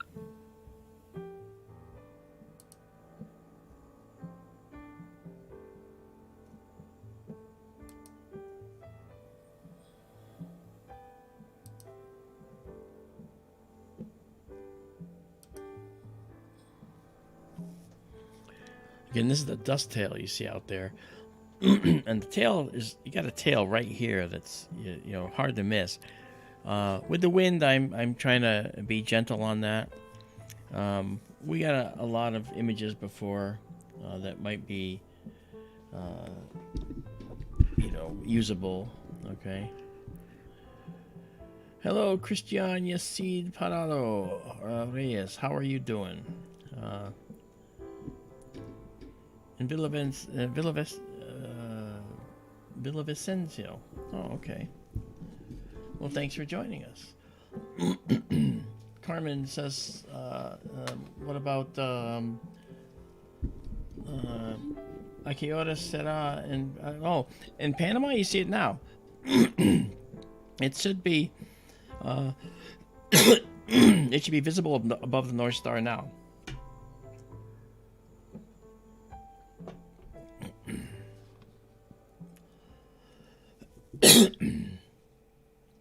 Jane Murdoch is leaving. Okay, good night. Thank you for coming.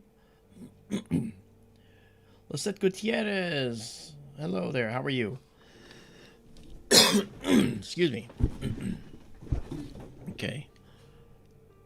Let's clear this and start again.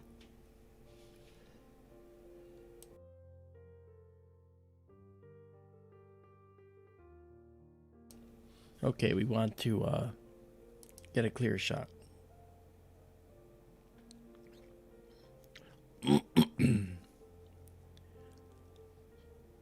Okay, still got some.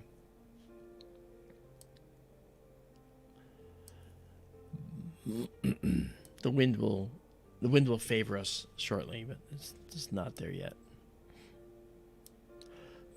Now, if you're wondering what I'm doing down here, these are our curves. These are the red, green, and blue curves. Average curve here, and this yellow line represents the amount of data that we're letting in. If I move this to the left, okay, if I move this little arrow to the left, all right, you'll notice that more data is being intersected and it gets brighter. Okay, and likewise, if I move this to the right, then we're going to see that less background noise is emitted, and it's going to get darker and darker and darker.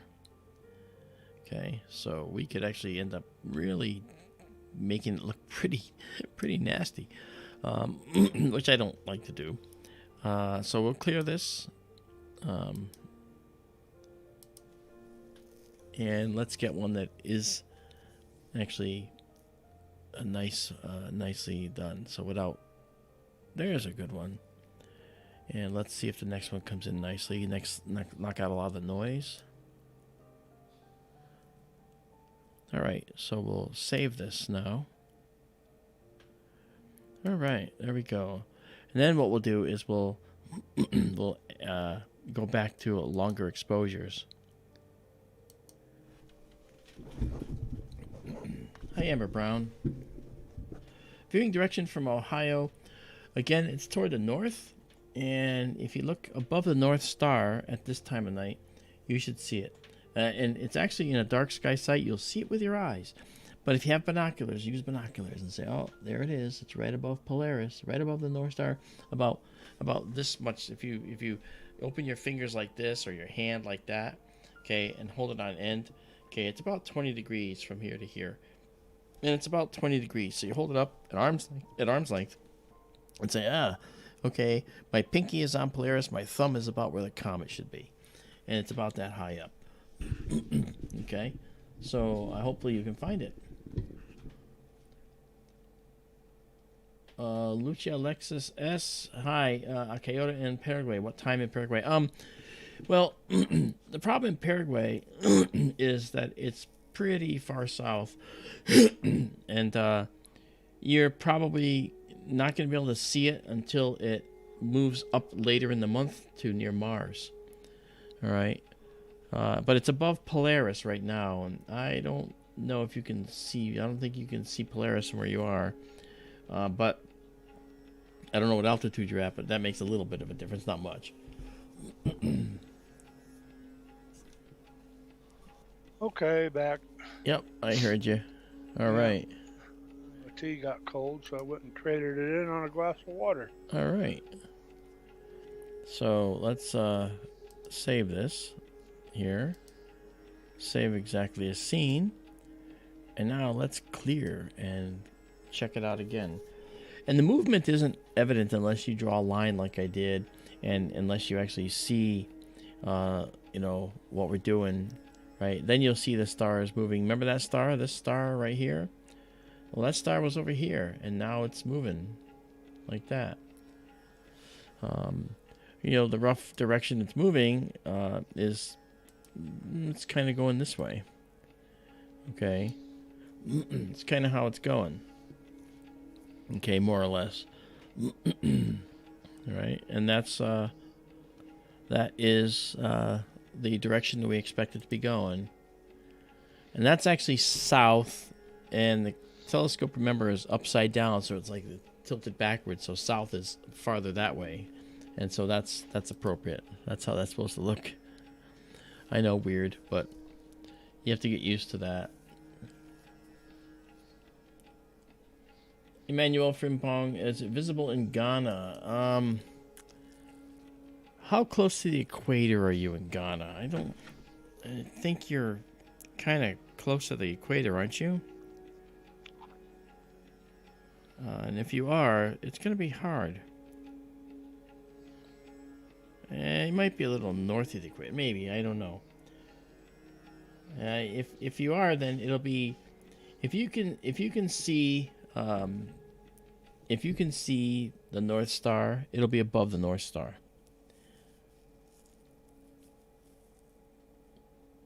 Big Fire Bear, yeah, you'll be able to see it, you know, all the way into mid-February and beyond if you have a proper telescope. I mean, it's getting dimmer once it heads away from the Earth. Tonight it's about as bright as it's going to get. All right, and it's going to get dimmer, though, as it moves higher in the sky, that is to say, closer to Mars and so forth. Okay. All right, what we're going to do is do one more save here. And then we're going to save it exactly as seen. Okay, now we're going to come out of this again. Go back to our night vision mode. All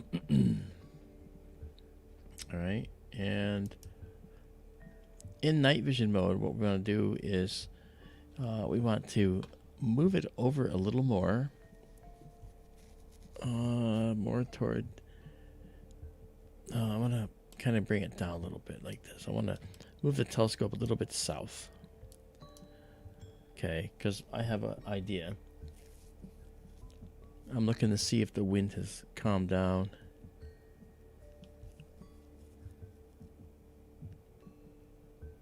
Okay, it looks like we have a spate of wind-free motion out there. So what I'm going to do is I'm going to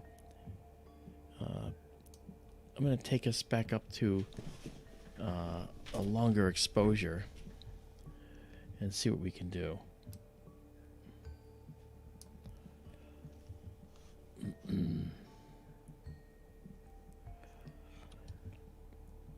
All right, so we're going to do 45 seconds again.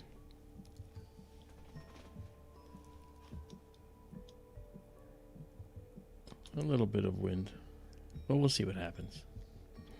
Emmanuel, I see you are north of the equator, though you are close. Look about 2 handspans above the North Star. It's going to be lost in bright moonlight probably, but look a little bit. Look about 2 hands above the North Star. If you can see the North Star. I had to open up Google Maps and confirm that Ghana is a little north of the equator. Yeah, it is. Close. Yeah, it's close, though. That's what I was saying. It's close. Okay. Well, here we go. Stack's been reset. We are now... here's a 45-second shot. Doesn't look like much until we process. And then we have that. Okay, and let's process the image a little better for color. All right, there we go. And now our tail is visible again. I can move this out of the way, I think, for a moment. There's your tail. And I think I want to process so we can show the tail a little better. Okay, so let's go get the data.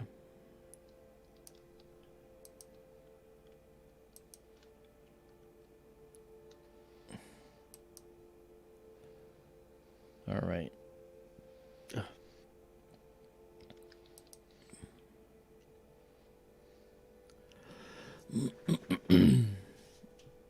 Okay. So to process the tail, we want to actually darken up the sky a little bit, but leave the tail bright. And to do that, we need to ride up the edge of this data curve here. And there you see our tail starting to come in a little further. And there we go. There's the tail. And then we'll just dock this here just to keep it where we want it.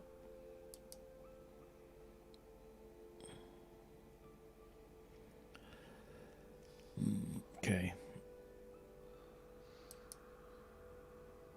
Okay, so now we'll dock it and we'll clear this and do it again.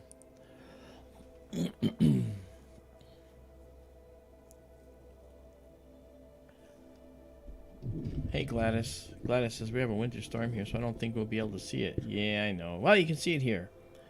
We're showing it to you here, Gladys. Happy to do so. All right, and now What it is. What's that? I said what it is. That's why we're here, in case you can't see it yourself. That's right. We'll show it to you better than you could ever see it by yourself anyway. Yeah, well, you know, unless you have a scope that is of good capability, you know, and some people do, you know, and I think that's great. Well, there's our tail. Let me try to do the color correction again. Okay.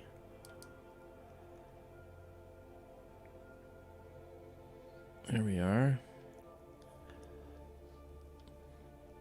And move this up a little. Lucario fan, carbon compounds being ionized by sunlight make the comet look green. Those carbon compounds are two carbon atoms together, or diatomic carbon, and carbon bonded to a nitrogen, which is cyanogen.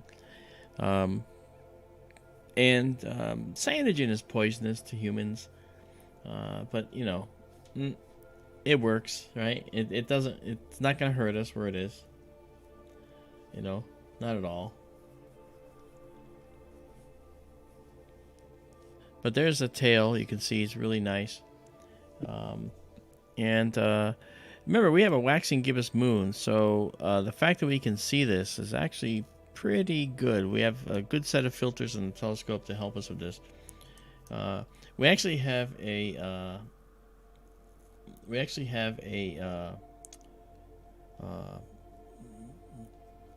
what's the word? We have a very high-end telescope with a good sensor out there, but we have a maintenance trip planned out there. Doc Ryan, you say he keeps clearing his throat loudly, verbal tick.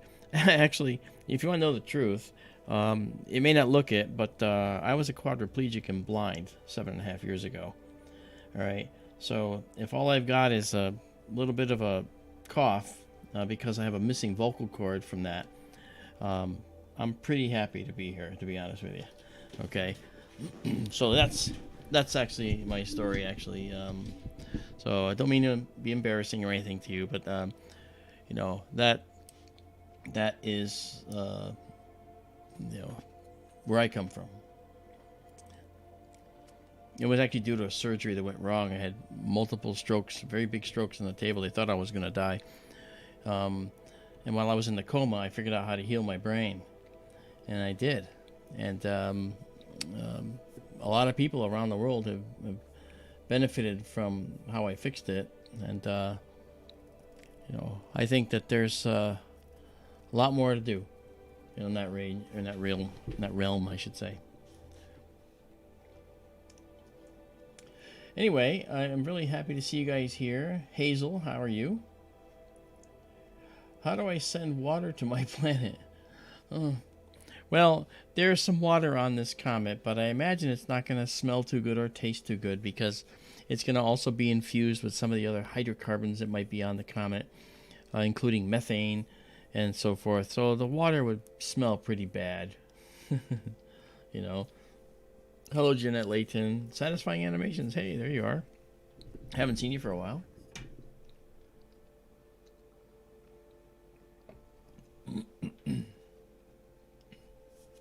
The moon is very bright. You're right.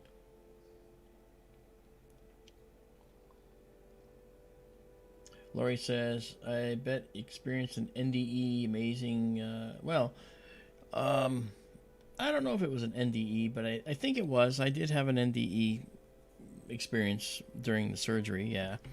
Because my heart was stopped for 30 minutes. So I had quite a little journey that I went on. Anyway, but, you know, as a science guy, you know, you always take these things in measured amounts and say, well, you know, what could it be? Very cool, though. No doubt. You know, no doubt. So I want to welcome everybody that's here. If you you haven't subscribed, please subscribe. Join us. I mean, this is the kind of stuff we do on clear nights. This is a special event with the Comet, right?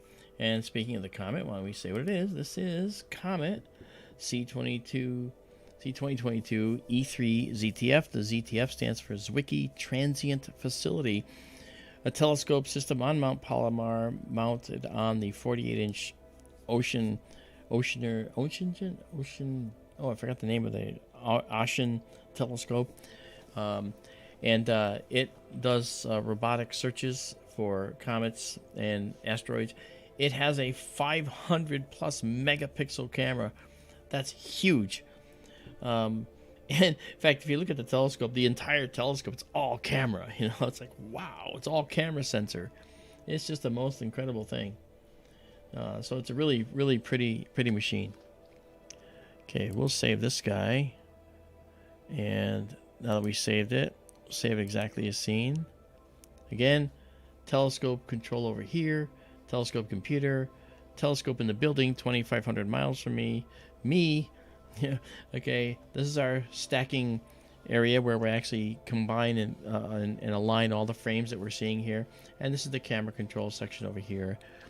And if you go here to SkyTourLive.org and you click on the SkyTour live stream at the upper left, or you click on the Patreon to the upper right, you can join us and subscribe monthly, and you get some of the most beautiful high-res imagery ever that we've created. I'm going to show you some of that imagery, actually, because I think that it might be worth looking at.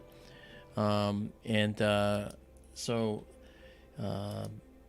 one thing that's interesting about this is that if you all come to SkyTour live stream, all right, you will end up being able to find your way to every single thing we've done, all right, and see the most beautiful images.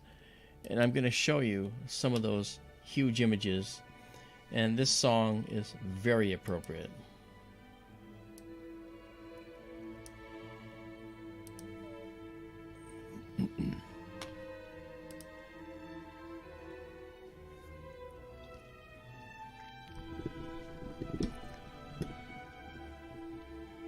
The Seagull Nebula.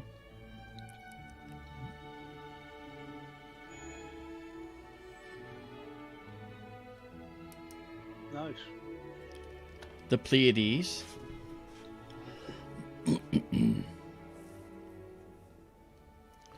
These are the pictures that are high res that await the Patreon subscribers. North American and Pelican nebulas. California Nebula.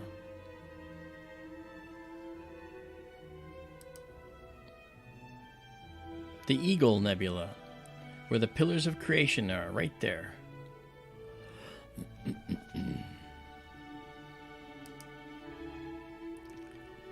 Messier 78, the Casper the Friendly Ghost Nebula.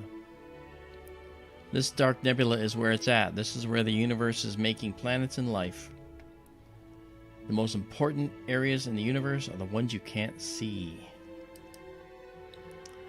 Messier 33, a galaxy over 2.7 million light years away, with these beautiful stellar nurseries in there dotting throughout this galaxy. It's a fantastic, fantastic object in our night sky. And of course, the moon during a lunar eclipse. This is the area of a star that will eventually go supernova. This is a Wolf-Rayet star right there. It's blown off its outer layers. This is called the Cocoon Nebula. Sorry, the Crescent Nebula, my mistake. This is the Boogeyman Nebula. This is a wonderful region of dark nebula. Again, where... Huh? My favorite. Yes, it is. Here's the Horsehead and the Flame Nebula. This is the leftmost star in the belt of Orion. This is the next star. This is Alnitak and Alnilam. Up there on the right, out of view, is Mintaka. This is the Sol Nebula, also known as Daryl's star child. What was it? You call it Star Baby Nebula. Star Baby. Right. So this is just some of what you get to see, and those are the highly processed photos that take us to to the higher tier levels in the paywall. They're huge. You can download them. They fill like several of your screens in size, and so you actually see some wonderful things with us here. So hopefully that inspires you to think about joining us. Zen Dragons, thank you so much. That's very nice of you. Thank you so much. Thank you, Zen. He writes, thanks. Grateful you and Daryl make the universe awe-inspiring to hear about and to view. Oh, man. Thank you, brother. That's very, very nice. Or thank you, sister. I'm not sure whether you're male or female. But that's beautiful. Thank you so much. You know? So back to our comet. We'll just save this one more time and then save exactly a scene. Then we'll clear it as we have another one building. That progress bar over there, that yellow progress bar, when that fills up, and this will count down to 0, we have 14 seconds left. Now 10 seconds. All right, and we'll see the comet, how it looks. And those objects I showed you, by the way, that's what we normally go check out. This is a special event tonight, right? This special event is this comet right here. And it is an interloper into our inner solar system, and it's temporary. It will be gone eventually, you know.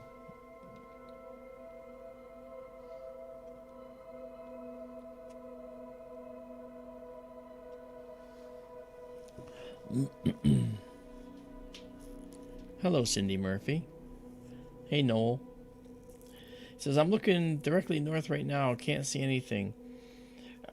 I think one of the problems you might have, Noel, is that it might be that although the comet is magnitude 4.5, which is, you know, pretty bright, and you should be able to see stars down to about magnitude 6, but that's only for a dark area. If you're not in a really dark area, you may not see it, but you probably want to use binoculars. But keep in mind, how big are you looking? You're only looking for this. And this guy right here is the head of this comet. Let's back off a little bit. I want to show you something here. Let's do this, and then kind of bring this curve in because I want to show you something. Okay. If you're looking at this in the sky, you're not going to see all this like you see here. Okay. What it might look like to you is, you know, more like. Not even that, but even less. More like maybe a much fainter dot in the sky. You know, and that's problematic, right? So it might even look like way down to this or less. So, you know, you have to be cognizant of the fact that you're going to see a small fuzzy. All right. The telescope kind of gives you a I guess the exceptional view, and so we have to be careful of that. Izabela, comets generally, I mean, this comet may be more green than many, but all comets put out some degree of greenish light. As Marc has said repeatedly, the green comes from various carbon compounds. The comet's dust tail, you could describe it as the color of sunlight. Some comets have the gas tail is generally blue-green, and if it's bright enough to show color. So the head is not unusual to look greenish.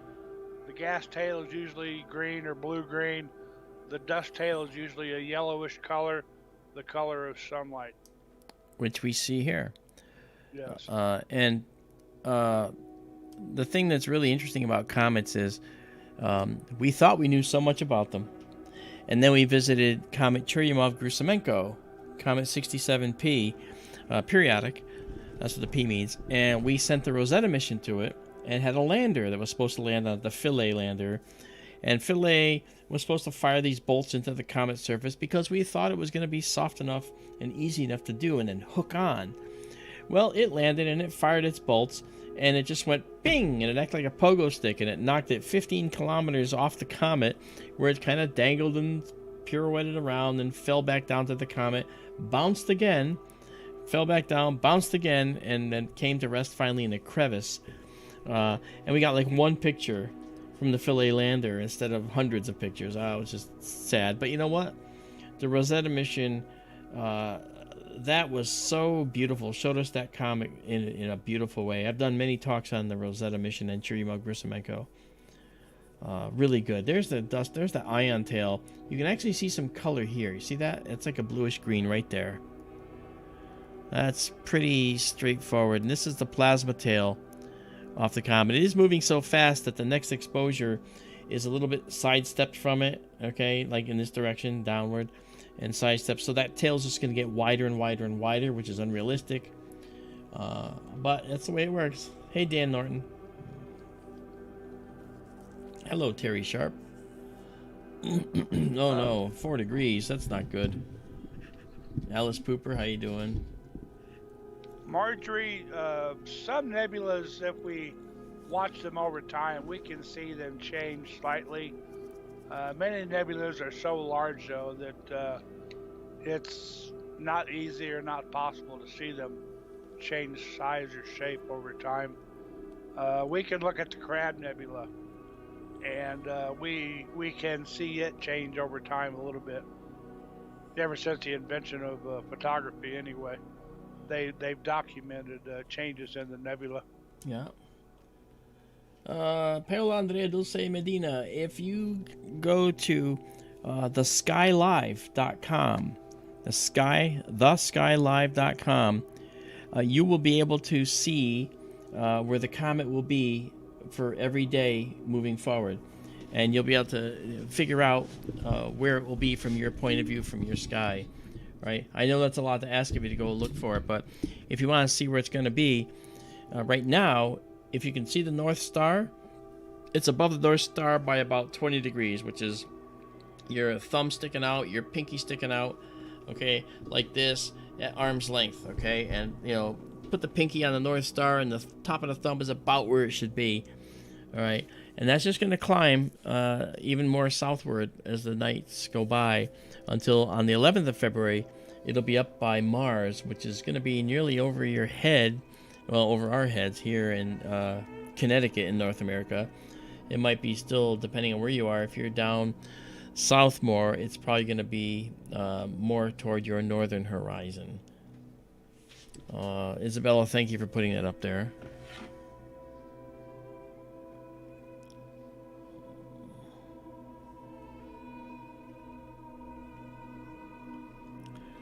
And I want to thank all of you that are here tonight. We are spending time looking at Comet 2022. There. E3 ZTF. And it's beautiful. And over the course of a few minutes, we can actually see it moving. Hello, Alabama Constitutional Crusader. How you doing? He says, it's going to end Mars. Can you imagine that? Actually, let's talk about that. Have comets ever struck Mars?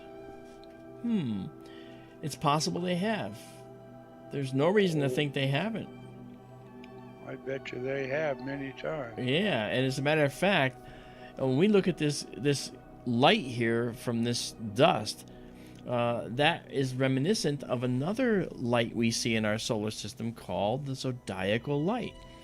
And that's the backlit debris in our solar system's disk and plane of the ecliptic, or the path that the planets travel. Now, recent research has indicated that maybe a lot of that dust comes from one specific set of interactions with one specific planet. Which planet? Mars.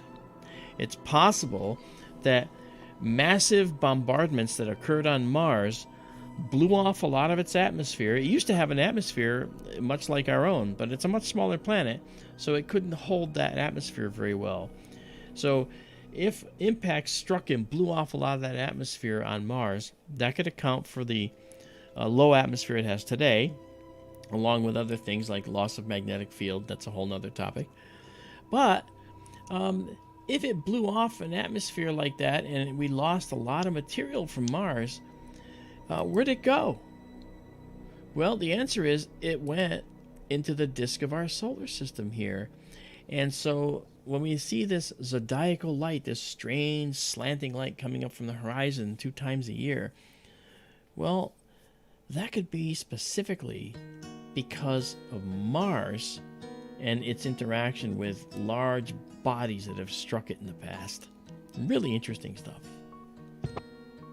Maybe. I think that's one of those flavor of the month kind of things. Well, you know, there is a lot of dust in the solar system. Yes, of course there is. A lot of dust left over from formation. But remember, we've also had... The reason this theory came about is because we've had billions of years for this dust to be swept up by other planets, like Mars, like Earth, like Venus and Mercury and Jupiter, and like asteroid belt acquiring more dusty debris in the ring. So this additional dust, it depends where it's located. It's not all just evenly throughout the solar system. It's actually concentrated sort of near the orbit of Mars. And that's why the theory about Mars bombardment occurred, or was thought of. It's just an interesting theory. It's all just a theory, of course.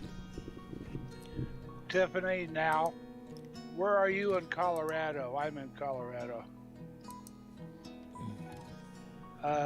Tiffany, the comet should be directly above the North Star from Colorado right now, about 2 hand widths above it.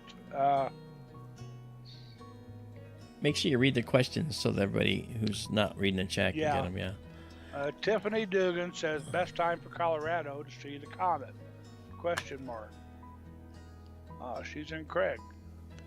That's God's country up there. That's cold country. Yeah. Okay. Tiffany, go out, face north. If you can find the North Star, look about 2 hand spans above the North Star. I imagine you have a good dark sky there. Binoculars will certainly help. Bright moonlight is interfering with naked eye viewing. For sure.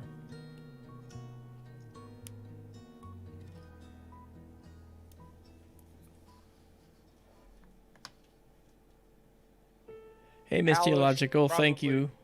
Probably not. Well, what'd she say? Would we be in trouble if the comet passed through the asteroid belt?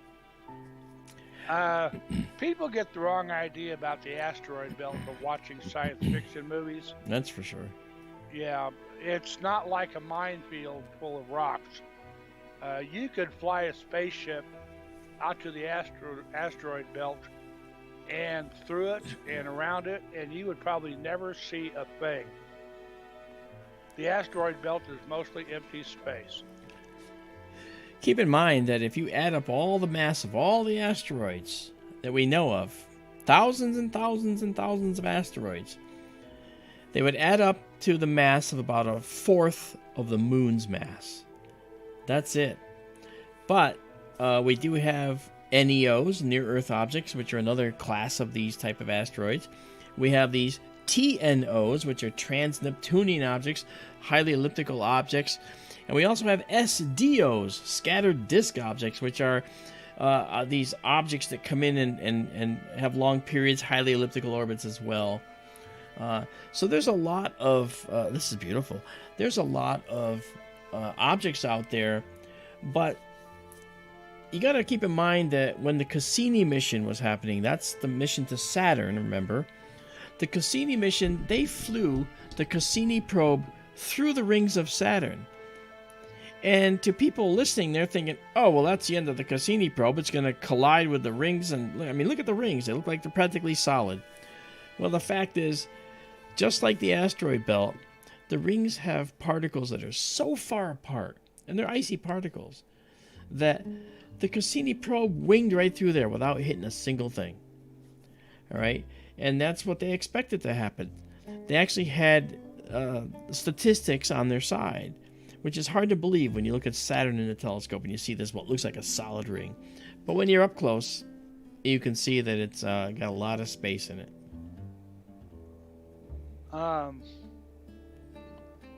Yeah, Josh, per the asteroid belt questions, you know, you go to the movies to watch things like Star Wars or Star Trek to be entertained, and if they made an asteroid belt where you couldn't see anything because they're all so far apart from each other, that would be pretty darn boring. So they put it up like it's more like an avalanche in space. There are rocks all around you.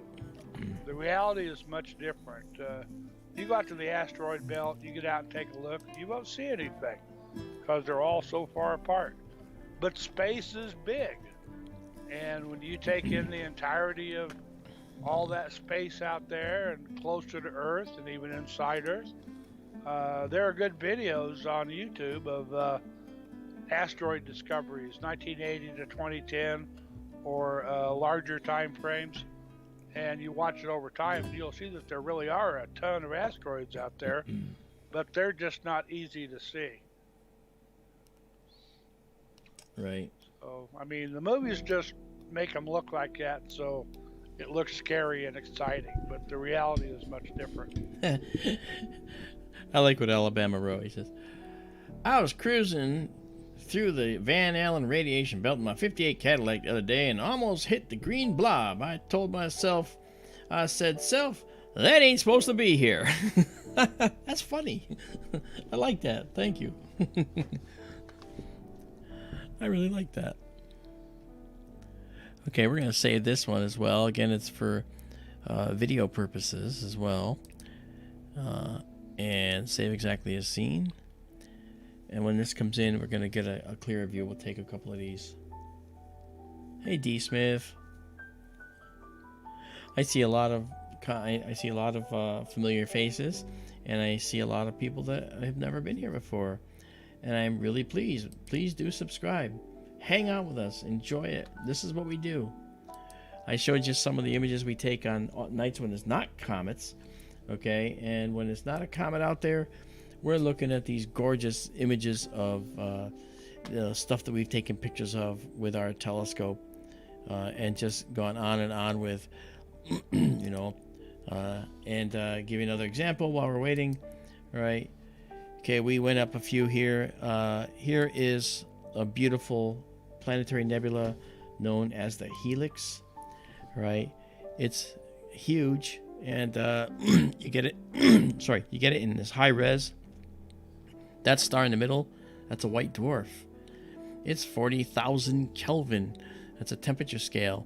And these ripples and these beautiful gases. These are hydrogen and oxygen 3, all kinds of stuff you see from a dead star. When you look at this, you're seeing our sun in the future, because that's what our sun's gonna do, you know. So that is amazing. And you know, then we have areas like this. This is an area called the Christmas Tree Cluster and the Cone Nebula, right? And then we have another beautiful object here with a tendril of black nebula, which I always love, because that's, again, the seed of life of the universe. It starts in the dark, right? So again, all high-res stuff, and you get it all at very high res to do with what you want when you join our Patreon.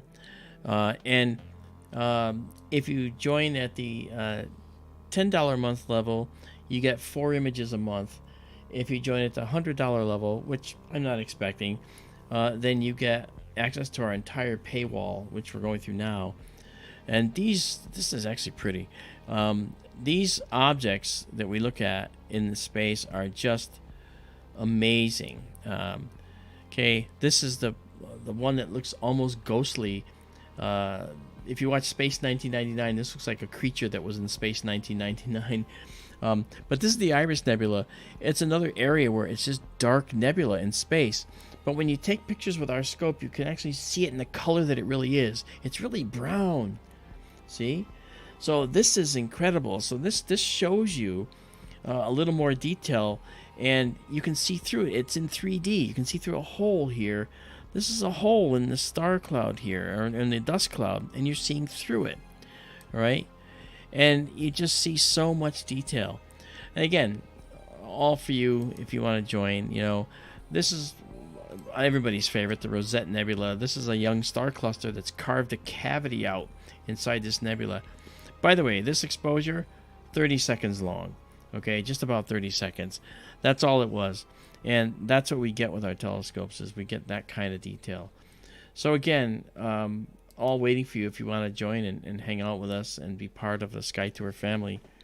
We have thousands of people, and you know, we just love what we do. We have more telescopes coming too. This is I have another telescope behind me which you can't see, but I will actually show it to you. If I turn on my background, okay, you see a telescope right there. That telescope is our SkyTour East system. It's in my office here. Yes, my office is a ship. And the SkyTour East telescope goes in a building that has to be rebuilt because we outgrew it. All right? So this is all cool stuff. So let's go back to that. Now, so we have 2 systems. All right? We have one in the desert, which you're seeing here, but we have a second one here, and we have a third one that we're going to be acquiring and putting in either in a similar location out in Arizona or at some new place. But it's going to be a rich and varied system that allows us to do things. Now, and much of that depends on you know, people who want to donate. If they want to donate, it's great. I love when people donate. It shows us they love what we do, you know. But I'm not a telethon. I'm not going to sit here begging for money. You know, if we can't do it, we can't do it, right? So we won't be able to do it. But I'm happy to do what we can with what we have. And I appreciate all of you for coming out. This is fantastic. Josh, yet this comet is just a number. It's numbered by convention. All comets are numbered. Now, if a person discovered the comet, they will generally call it after that person, the discoverer's name. This comet was discovered by an automatic search program called the Zwicky Transient Facility out at Palomar Observatories. That's why they call it ZTF. That is very true. All comets release cyanide or cyanogen. Yeah, cyanogen is very common. Let me just talk about why. Okay, first of all, when the universe was created, the most abundant element was hydrogen. Next was helium. All right, and hydrogen fusion created helium in a lot of ways, and then it was fusion of subsequent elements after that, well, the fusion of hydrogen into helium, helium into carbon, carbon into nitrogen, oxygen, okay? And in massive stars, that could go all the way to iron, number 26 in the periodic table. And then if a star can't get past number 26, all right? Not conventionally. There's a process called the rapid process and a process called the slow process. And you can get other elements in the periodic table via those methods. The rapid process occurs during supernovae. That massive explosion, massive high pressure coming from the explosion of the star instantly generates lots and lots of new, heavier elements. All right? So that happens, and everything you're made of, every single element in your body, every single atom in your body was made in the heart of a star. Now, when some people hear that, it's like they don't recognize the importance of that. They don't really realize what they're hearing. You were born of stardust. You were born from that. You know, and when Carl Sagan back in the 70s and 80s said, you know, we are made of star stuff. Okay, he was my favorite astronomer. You know, we all have our favorites. Well, Sagan said that because it's true. Every atom in your body made in the heart of a star. So when you look at a comet like this, a comet is a very primitive interloper into our inner solar system. But what you're seeing is something that's been here since the time the solar system was formed. 4.6 billion years ago. That guy is old. 4.6 billion years old. It has a lot of secrets to tell. It has a lot of chemistry on its surface and in its coma generated by sunlight that is really, really important to follow and understand. And studying comets, we've learned an awful lot about life on Earth. Guess what one of those things was? We learned that most likely Earth was struck by many comets in its early formation, right? That means there were many more of them. Because right now, our solar system, even though we have an apparent, occasional asteroid strike, it's a lot more of a gentle place than it used to be. Just look at the moon. Where did all those craters come from? Those craters came from over 3 billion years ago when the moon went through a bombardment phase. And it wasn't just the moon. The Earth did too. And the moon and the Earth were many times brought back to a molten state, a blob of just molten material in space that cooled. And finally, the last bombardment phase wasn't enough to actually cause the moon to go molten, and we left a record of all the craters on its surface. And Earth has a whole bunch of them too. We have many craters on our surface. Isn't that crazy? Yeah.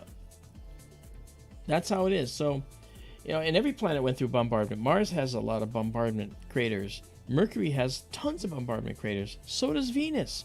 But it's hidden underneath Venus's dense atmosphere. The atmosphere of Venus is 90 times more dense than ours. But our planet used to have a dense atmosphere like Venus. And over time, it thinned out as we began to have, we're in the habitable zone around our stars, so different processes allowed things like rain to occur. And rain helped filter out a lot of materials that were stuck in the atmosphere, and it also drained out a lot of mass that was in the atmosphere. And we then had oceans that Venus can't have because it's too hot. It's like 900 degrees Fahrenheit on the surface of Venus. Wow. And the pressure is 90 times that on our planet.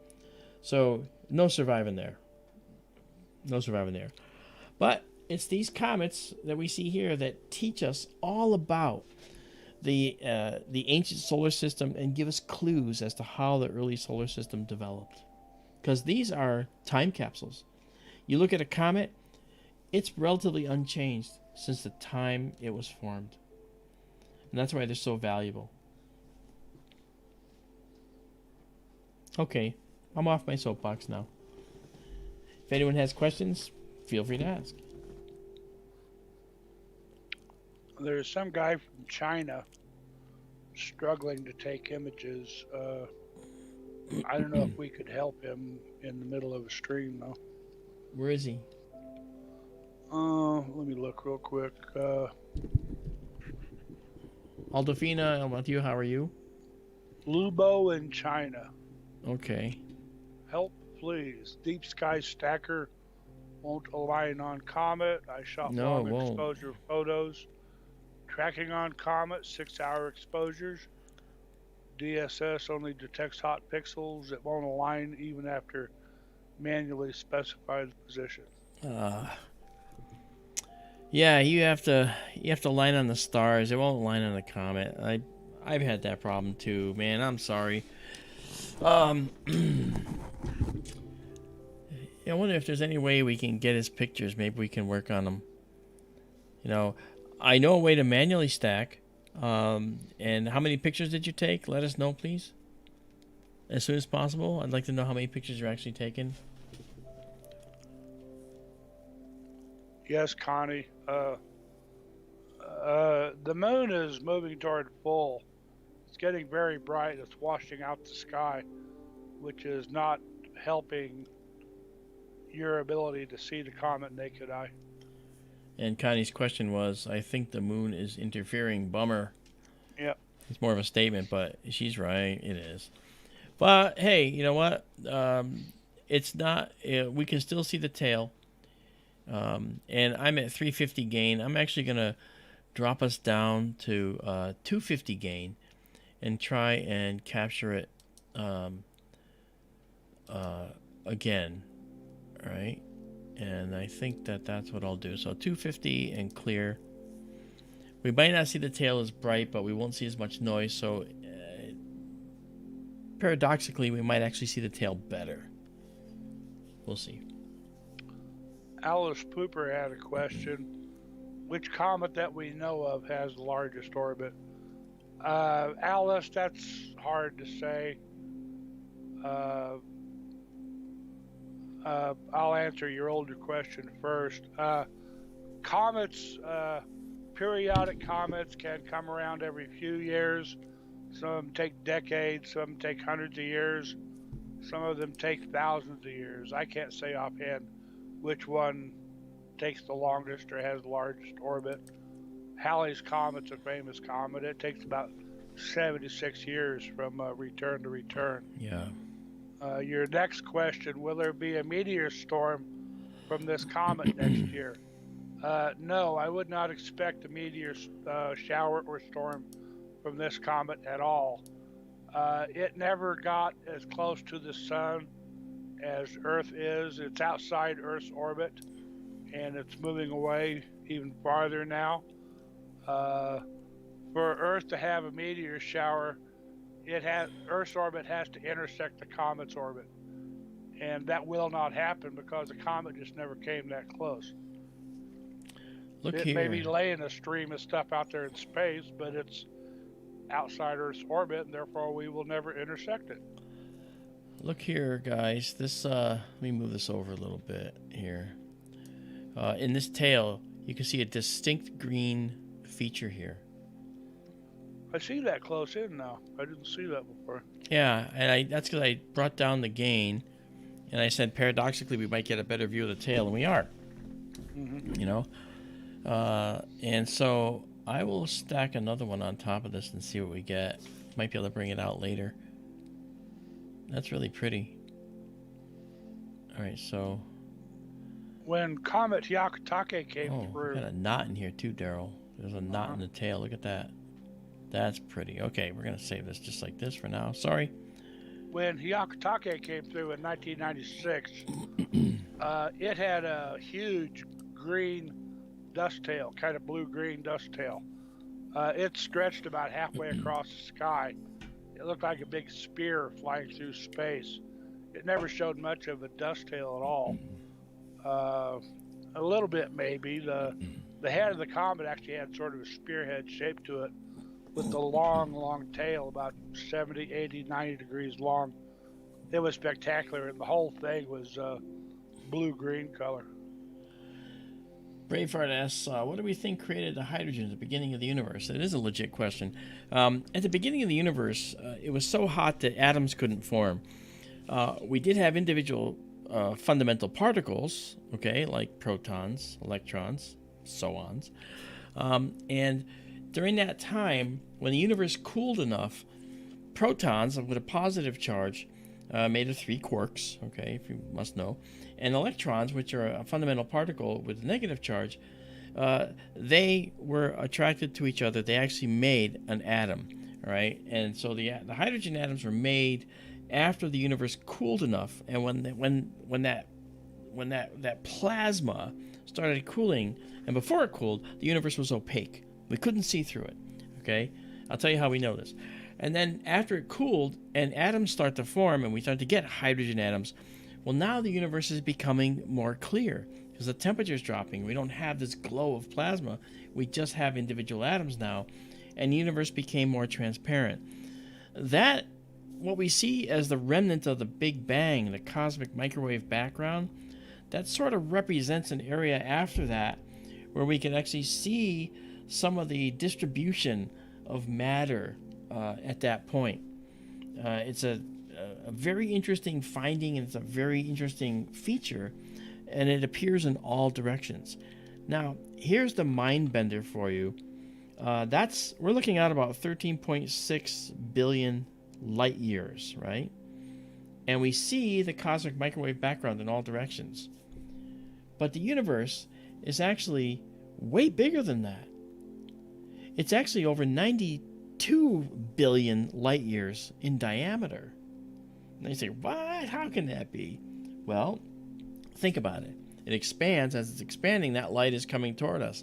Well, by the time we see it, this light coming to us from 13.8 billion or 13.6 billion years ago takes that long to get to us. It takes 13.6 billion years to get to us. And while it's getting to us, it's still expanding. The universe is still expanding out there. And as it turns out, our expansion is accelerating. Remember, it's an accelerating expansion. That was a new finding, right? That came across our desk. And when we discovered it's accelerating, it meant that the Hubble constant isn't a constant, which is the constant of expansion. It's expanding at so many kilometers per second. No, it's not. It's actually getting more and more fast, and it's expanding faster every second. Not by such a huge amount, right? But that finding illustrates why the universe is as big as it is. And because that plus a number of other reasons, that's the primary reason. It's still expanding all the way outward, and it kept going, and it's accelerating outward. And when you counter for the acceleration and the 13.8 billion years, it brings you out to about 92 billion light years in diameter.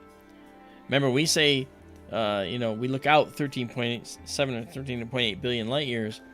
Well, that's not the diameter of the known universe. The diameter is 26 billion light years, right? We're looking at 13.6, 13.8 in all directions.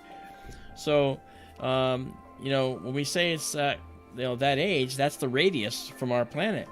So we add it all up, it comes out to 92 billion light years in size. That's a big universe. And Lubo in China is still here. 6-minute exposures. Okay. What are you going to say, Daryl? No, go ahead. Lubo, I wish I knew how you could get us your exposures, or we could give it a shot for you and try and stack them for you. Deep Sky Stacker is only good for stellar photography. It's not going to work with comets. And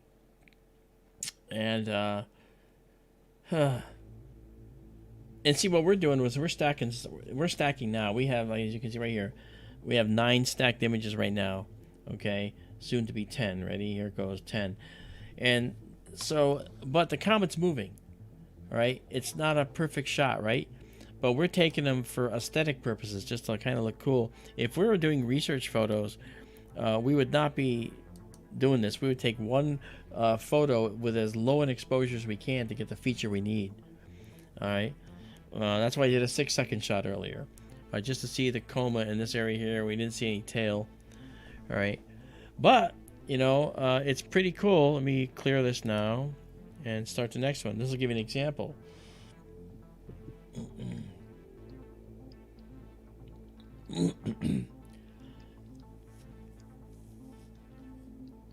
Dean Bostador says, so maybe something 2 billion light years away wouldn't be so far if it wasn't for the expansion rate. I also heard the universe expanded in a fraction of a second at the moment of the Big Bang. Okay. It didn't, no. I mean, it took a discrete amount of time for that to happen. Because there's one thing that no astrophysicist will tell you, and that is there was actually a primordial superatom. Okay? There was no tiny, infinitesimally small point. Do you know why we do that? Do you know why we say that? For the same reason that we consider gravity acting at the center of the planet. It's not acting at the center of the planet. It's there. But mathematically, for our equations to measure the distances or the gravitational force between the moon and the Earth, okay, that depends on the mass of the Earth, the mass of the moon, and the distance between them. And how do we measure that distance? Center to center. So the math is tailored toward the center of the object. So when we talk about Big Bang theories, we're talking about measuring the mass at the center. But it means that there was a discrete size. There was a discrete size to what happened at the Big Bang and to what banged, okay?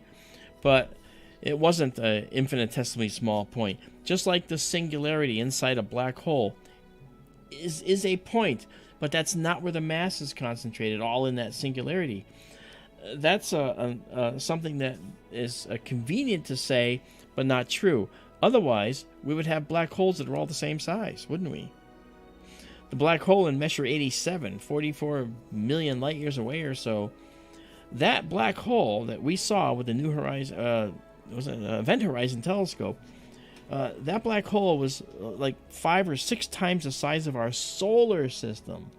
Now, wait a minute. How could it grow that big? You know, what's inside of it? Well, it's not all empty inside except for all the mass focused in the center. But if we calculate the mass and calculate its gravity, we calculate it from the center. But it has discrete size. All right, and that discrete size is known actually as the Schwarzschild radius. It's the radius of a black hole. And you can calculate it, and guess what it's based on? Mass. how much mass is in it? The radius is bigger for larger masses, and it's smaller for smaller masses. All right, so it's not all acting at the center. So those are some of the things to think about when we talk about gravity and masses of objects. That's to the question I read.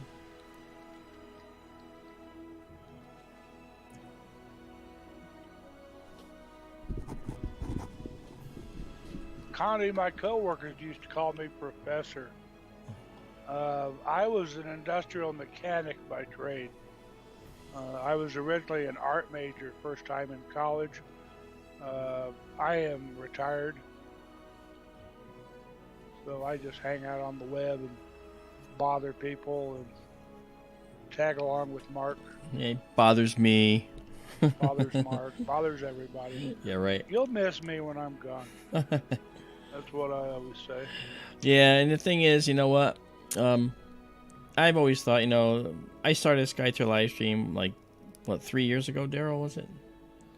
It's been longer than that. Oh boy, yeah, I'm getting old. Yeah, maybe about 4.5 years now, maybe. And it started here on the East Coast with the telescope out here. 2016, maybe? Oh boy, that's wow. 2016, 2017? Yeah, let's say 2017. Give me a year. That's a long time. Yeah, so 5 years anyway. Wow.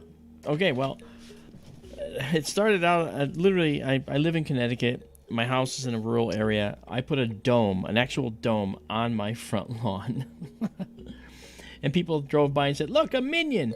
And they pointed up at the dome. They took pictures of it. I decorated it as Stuart the Minion on Halloween. It was fun. Okay, so I had a lot of fun with that, but I outgrew the dome. It was only an 8-foot dome, and it was really hard to put something in the corner in there. Okay, because it was all round.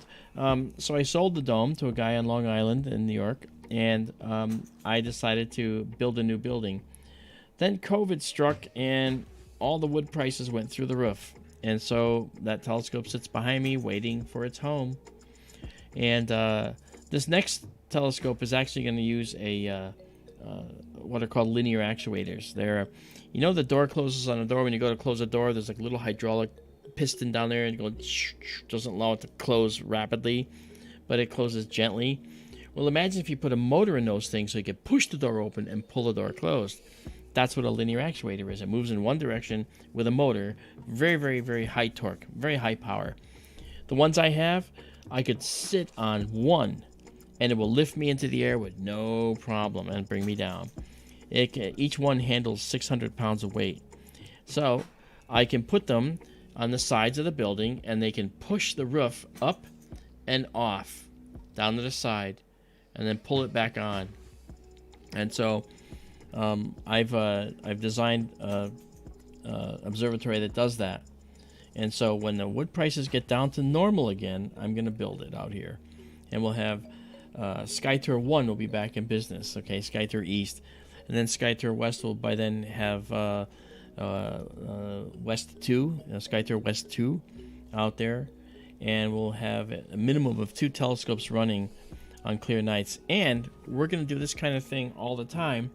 You're going to see the same kind of presentation, but you might see multiple telescope views, and we can go into each different one. So this is the SkyTour West. If we're doing SkyTour East tonight, we could simply just click right over and go right into the SkyTour West telescope and say, hey, let's see how it's doing. And the same thing with the West number 2. When we do that, it's going to be really cool. You know, and I remember when this was just an idea. You know, I don't know, Daryl wasn't with us when this was just an idea. But another person, Amanda Curran, was our co-host on that. As an idea, I had to work out everything because this is remotely operated, you know. So I had to make sure the roof can go on. I had to control the telescope. I had to have backup systems and redundant systems in case something went crazy.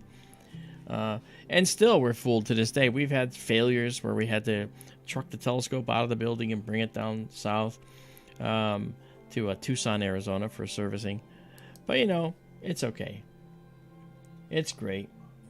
If I wasn't around when you began, I came around very soon after. I think so. Were you on when Amanda was the co-host when I was doing it from here? Yes.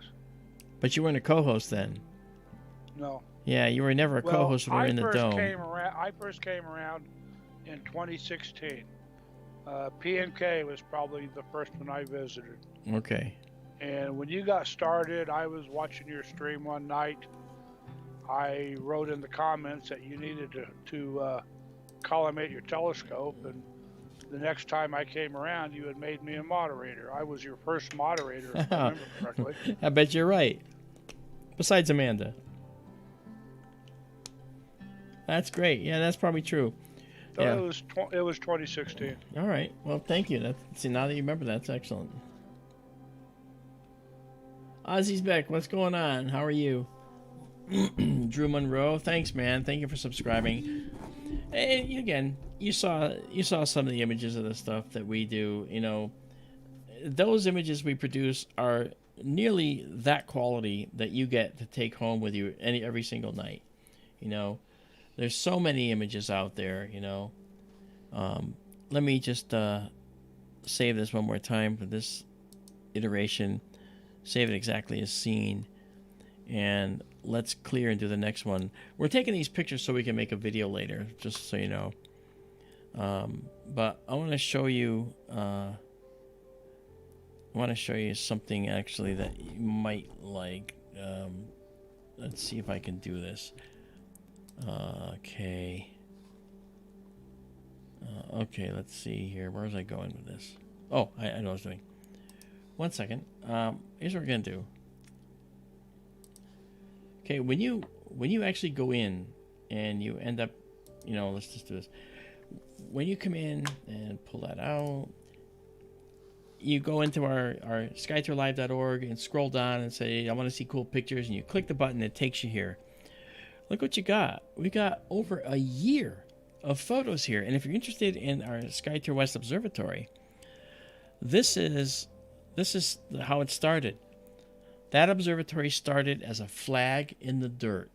There it is. This, what you see in there, that's how it started. That's it. And we ended up pouring concrete out there. That's me standing on the foundation. That's the landowner right here, and that's Tara Diulis. She is one of our managing people within the SkyTour LiveStream organization now. And we are a startup 501c3 because we want to do good. This is sunset with the moon out there right on that observatory pier. This is building the building. And sheeting it with metal because we get brush fires and the building has to be next to fireproof. So we do our best to make sure it's fireproof. This is when we started building. This is taking a trailer out there. We lived in a trailer for, oh gosh, I think a week and a half or two, building this whole thing. All right. This is the take-up rails on the observatory, and that's the AllSky camera that you saw pictures of earlier tonight that I took pictures with. You know, this is the installation of the pier, and these guys were fantastic. That pier we had specially welded out there in the desert, this is this is the edge of the observatory down here. You can just barely see it, and this is sunset at the observatory on one of the nights. And there is the SkyTour LiveStream telescope number 1 out there. And it doesn't have the dew shield on. I've got it off. You'll notice that the camera's on the front. That's because we added this extra lens in here because our telescope normally runs at a photographic speed of f8. That's kind of slow. But by adding this lens system here, and going to the camera here, the light goes down, hits the main mirror, comes up through the lens, and goes right to the camera.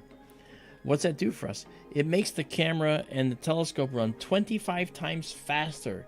And this telescope right here with that system on it, this system you can buy for Celestron telescopes, other telescopes.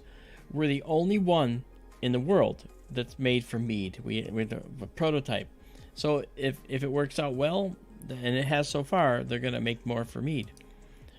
All right, this is our door, STLS-W, okay, STLS West. That's the Orion Nebula, and it's made in bottle caps. Tara Diulis is also an artist, and she made our door, which is really fantastic. And, of course, the trees of the desert. And there's the STLS Observatory out there, remotely accessible. Everything's underground. We have gorgeous weather out there and amazing sights. So that's the observatory build, just to show you what we do and give you a little better idea.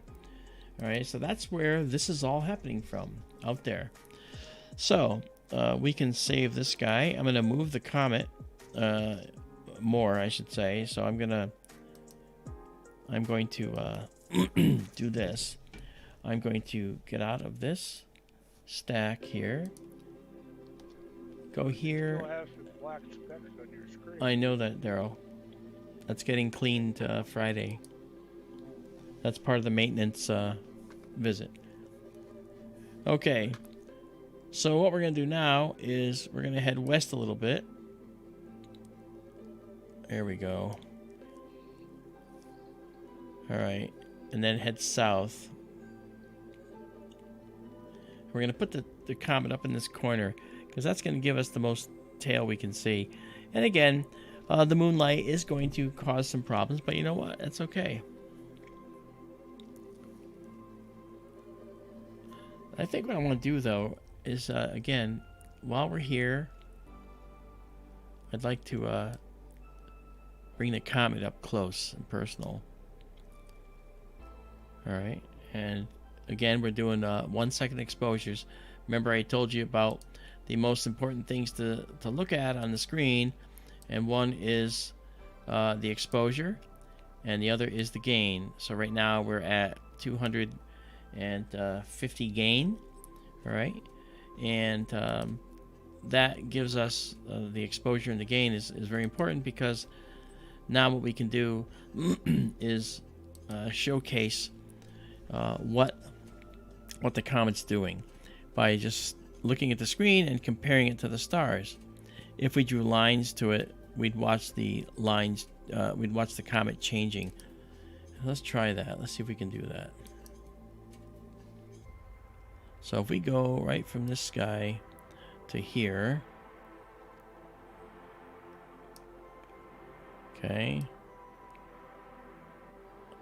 Alice had a good idea. What's that? Says you should put up a game camera out at the observatory. You know, it's funny you mention that. I thought about that. But it would go off every few minutes, you know, because there's a lot of game out there. I'll give you an example. Insects are big out there too. I mean, arachnids are huge. We have the last maintenance visit. There was a hand-sized tarantula sitting underneath the computer, table, and the folks out there, a guy named Dale, actually, he just reached down, picked it up, right? Because they're very docile in general, and he walked it out and put it outside. So, as far as game, the insects might set it off. The giant rats that are out there would set it off.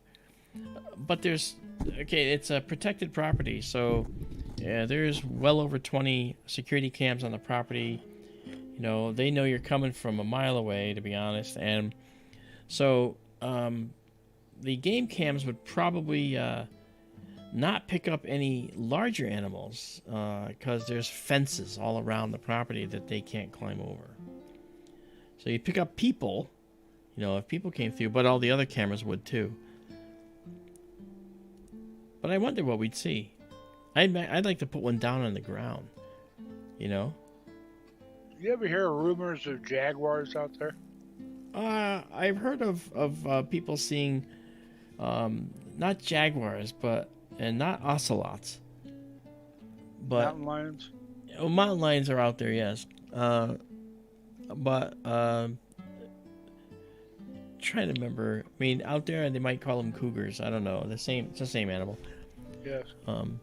Notice, by the way, the comet was close to that point, but not exactly, and now it's riding along this line.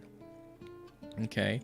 Jaguars used to be all over the southern and southwestern U.S. Yeah, well, they figure in Mexican, Arizona, and yeah. Some say they're coming up out of Mexico into Arizona. Yeah, I know that in Mexico they're part of Mexican culture too.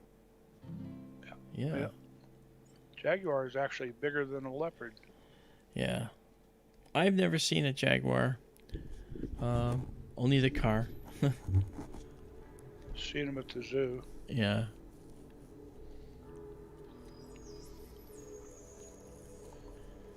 You see that comet, the head of the comet, if it wasn't that apex, it's not anymore. It was close, yeah, but you're right, it's moving now. And if we actually get rid of these lines and redraw the lines, you almost have to draw it quickly because it goes so fast. Let's draw this down to here. Okay, so right there. Okay, so now it's right there at the bottom of the star, but now watch the comet. Right now it's just about at the tip of that line, and now it's halfway into the comet.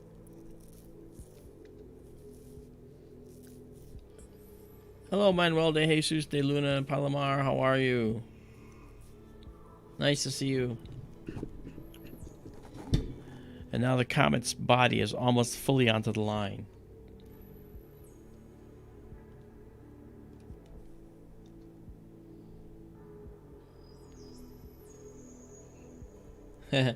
Comes agreeing the tarantula was looking for a Linux system and he was upset because it was a Windows system. And it was a Windows system, you're right. Yeah. I actually looked for the proper operating system. I've used all the operating systems, you know, Unix, Linux, Windows, and so forth. Even homegrown ones. I wrote an operating system. But the trouble was, none of them, except for Windows, had the flexibility I needed for all the different types of equipment I needed. Because you know what? You're at the mercy of the drivers that were written for the particular software. And I didn't have drivers for Unix that I needed. I didn't have drivers for Linux that I needed. See how the Comet is now entirely on the line. Yep. This is happening right here in front of your eyes, guys. It's happening dynamically. Dynamically.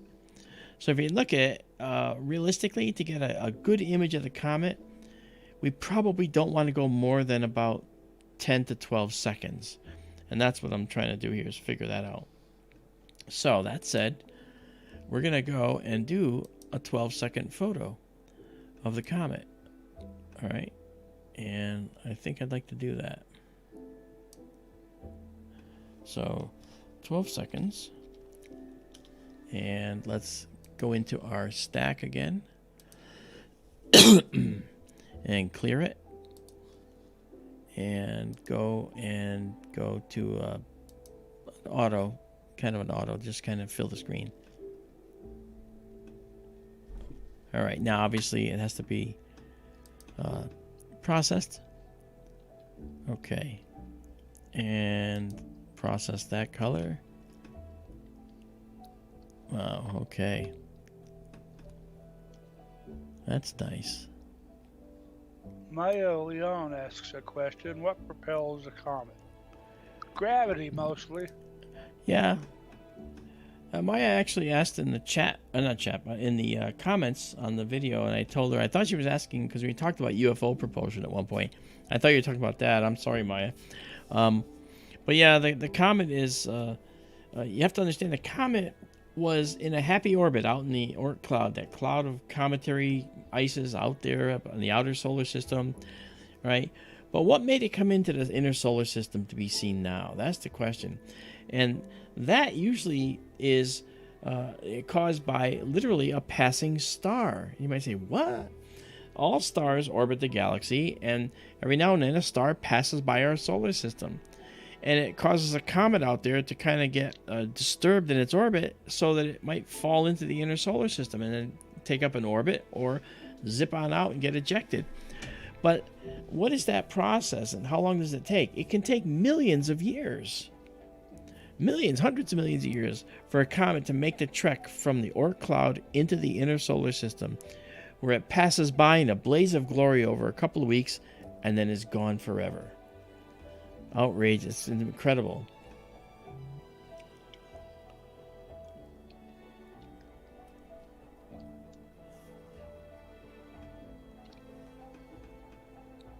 Izabela says Art Bell is a legend, and she's responding to somebody else.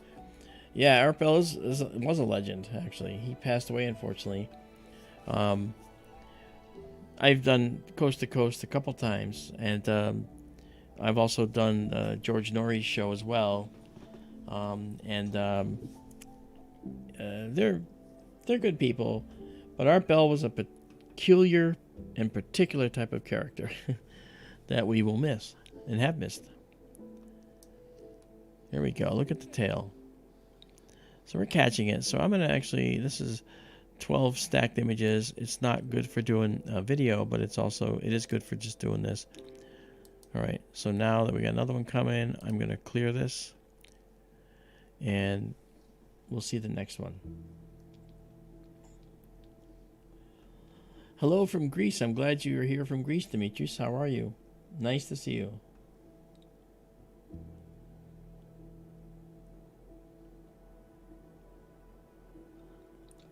Demetrius Papa Constantino, how are you? It's nice to see you. Okay. Or Papa Constantino. I'm not sure how you say it, but hopefully it's close. Run It Back says, what does it look like with the naked eye? It would look like a fuzzy spot to your naked eye as seen from a dark area, okay? And if you can see it from a dark area, that would be fantastic. You know, but I don't know if you can. You would need a dark area to see it, though. It's magnitude 4.5, which is right at the limit in a somewhat light polluted area. Yeah, and of course, as Daryl has said and I have said, with the moon out, it's gonna be hard to see. Mark, excuse me a moment, please. Sure. Wonder Waffle Fee. Or Phi. Wonder Waffle Phi. Mr. Rogers says, too cloudy in Indiana. Yeah. But not to worry, guys, because this is a comet that's going to stick around for a while. You're going to be able to see it all the way up to February 10th, 11th, or beyond. It's going to get smaller, you know. So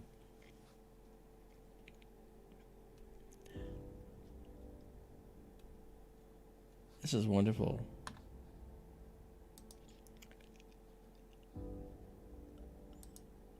So I do hope you guys, if you haven't subscribed, please subscribe. I mean, this is just fun stuff. And you know something? There are people that do astronomy streams out there. There are people do moon streams, right? Like P&K Space Imaging. They're my good friends, Paul and Keith. And there's people who do meteor streams like Bill New York Skywatcher. But doing deep sky live like this, I'm going to say it. I haven't seen anyone doing this. You know, I know we can't possibly be the only ones. You know, I just can't believe that. But I haven't found any others doing the way we do it. I mean, we actually capture 10, 12 images, 12 objects a night and stack them up and process them and make them available within seconds. All these images we're taking are being stacked and processed right here. And that's just a sort of a rudimentary processing, but they look good. And they go up to our server, and they're available for you. So it is actually pretty good. I don't know anyone doing this, you know.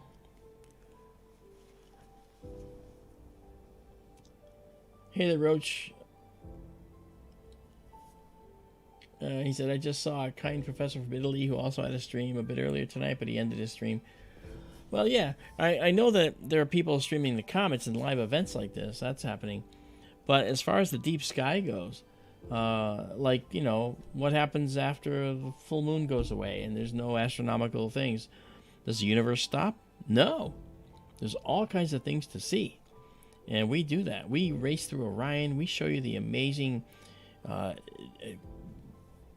guess, billowy clouds within Orion of dust and dark lanes and things that are in there that are literally the hallmark of life in the universe. It's made there, you know. So it's really amazing, you know. Hello, Ethan Contreras. Okay. First of all, no matter what country you're in, it doesn't matter as long as you can see the north.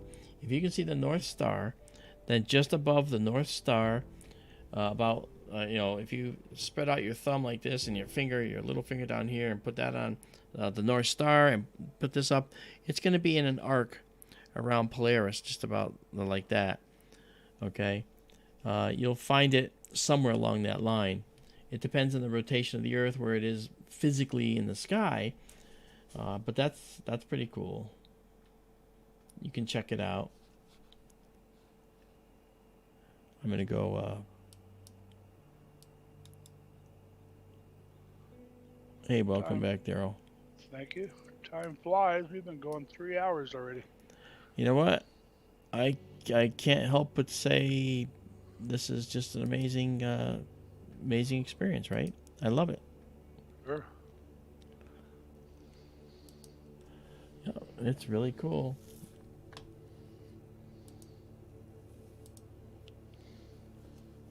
Yeah, so like I said, you know, if you're not familiar with us, this is our telescope control system over here.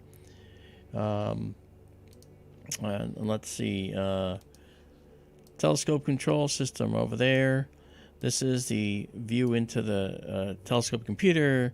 This is the telescope in the building. That guy's me, you know. Ow, that's a little sharp. Okay. This is our stacking window over here. This is, you know, this may or may not be here. We'll do it. And this over here, this is the camera control section. That is a very important element. That's the exposure. This is the gain. It's the time. This is the time that the chip is exposed, and gain is how sensitive it is. Then down here, this is our focus system here. All right, and we actually have an auto focusing system that allow us to refocus very quickly. In fact, I would actually like to refocus now, even though I don't know. Actually, I don't think we need to. I think we're good. So that's how it works. And you know, this is the main view. And many times, what we'll do is we'll go like this. We'll actually say, get rid of the telescope, move this over, okay, and let's drop this down, okay, out of the way. Put that down, all right, and then we can actually have this full screen, you know.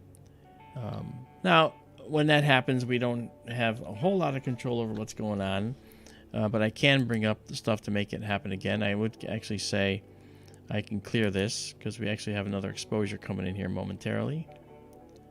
All right, and the exposure will start up here pretty soon.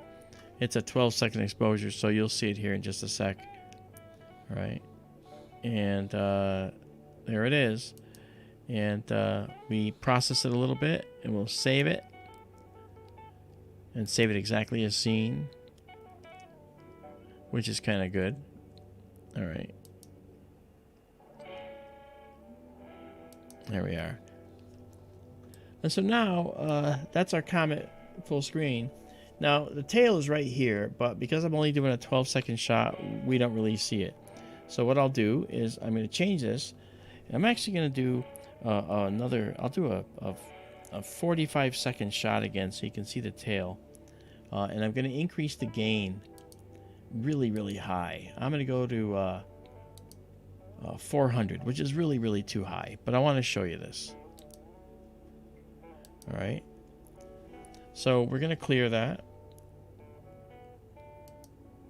I'll redock the stack here. And clear this out. All right, there we go. Stack is cleared, and now we're doing a 45-second at 400 gain. That's really huge. We're going to see a lot of noise. So we'll have to let a couple of shots come in order to calm this down. Hey, Ronald's here. That's ERRT Radio on Mixler. You got to check out ERRT. Fantastic music up there on Mixler. Okay. And Ronald says that our images are better than the ones they showed on the news. Well, I think that's pretty cool, and that would be, I think that's possibly true, but I don't know. Let me get this out of here because I want to. Let me get out of here. Let me move this here. Your live cam views and such have been equal to anything I've seen. Really? Yeah, some high-end photographers, yep, like at APOD and Space Weather, yeah, they have produced a little better images, but for anything you might call a video, yours have been as good as anything I've seen. That's pretty cool. All right, let's move this over. I just want to try and get to that, to the curves.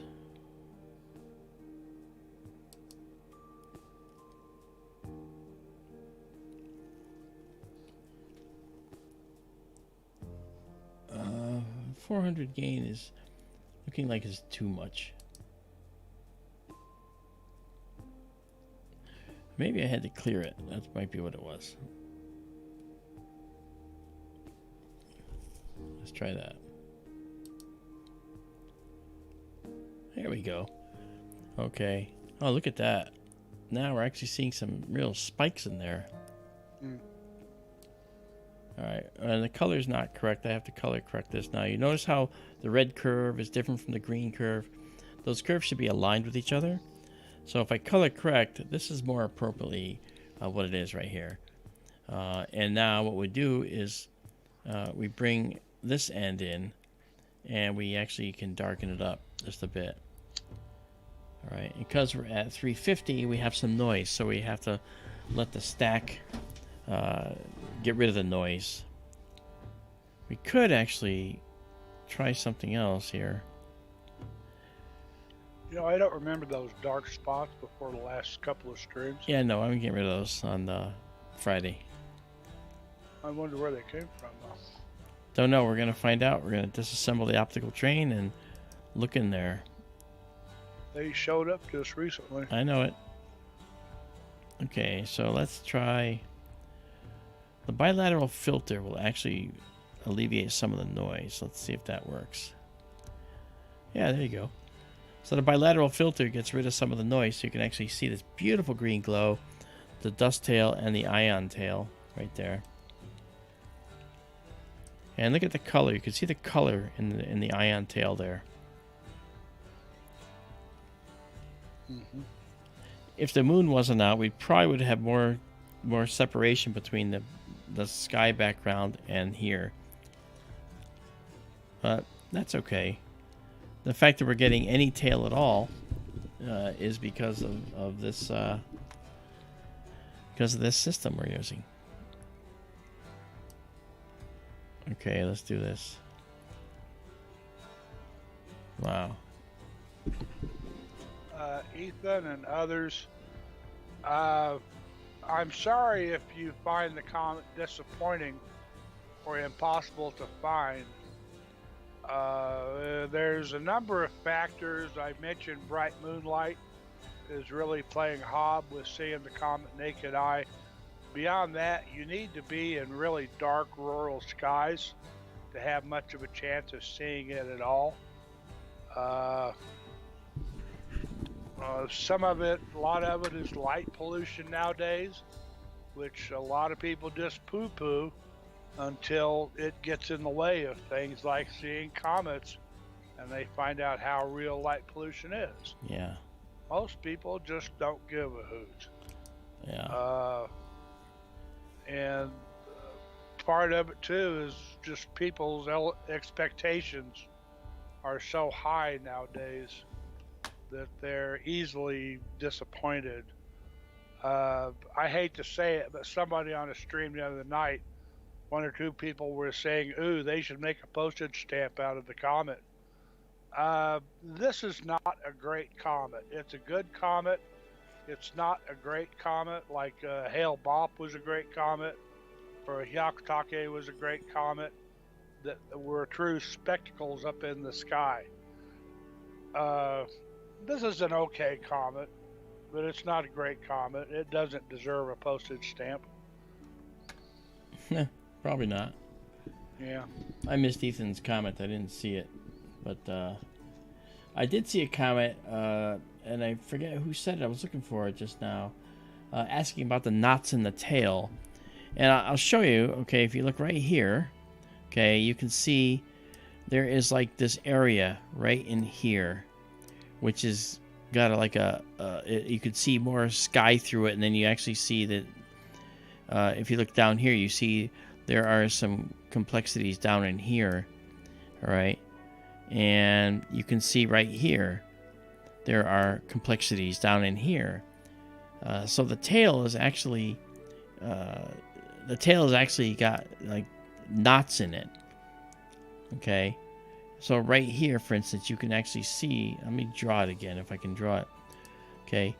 Right here, you can actually see, I'm going to outline it. You can see like an outline within which is a hollow, and there's stuff on the outside, and that is part and parcel to what I'm talking about.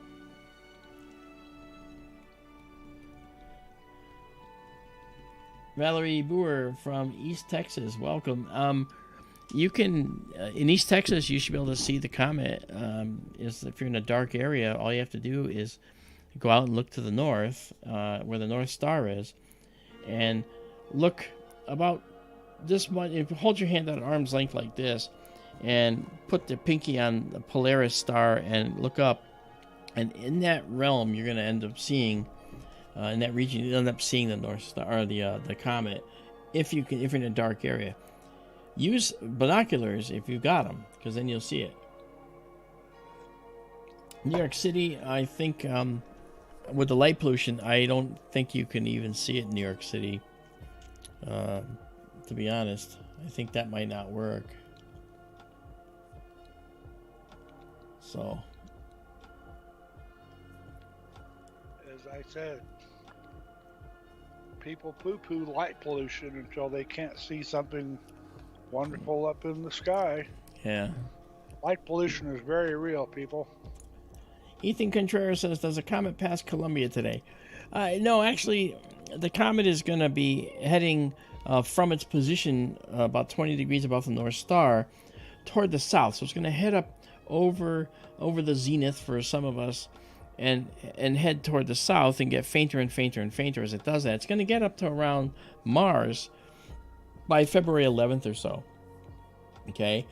So you're going to see it, over time. And we'll be showing it to you again as well.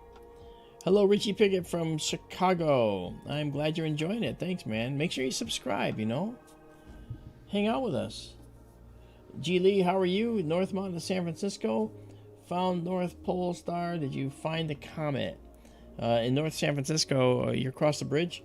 So if you're across the bridge, kind of like, is that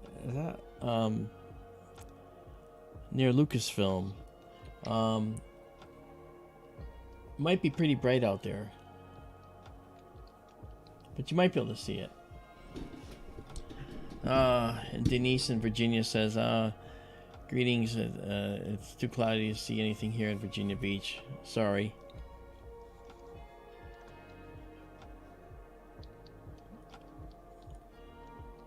Francesco Iturbe, hey, how are you? Amazing view, thank you. Swag 1234. Yeah, I know it's cloudy there, so he doesn't like it. I grant you. That's terrible, but hey, it's all good. We got you covered, man. We got you covered.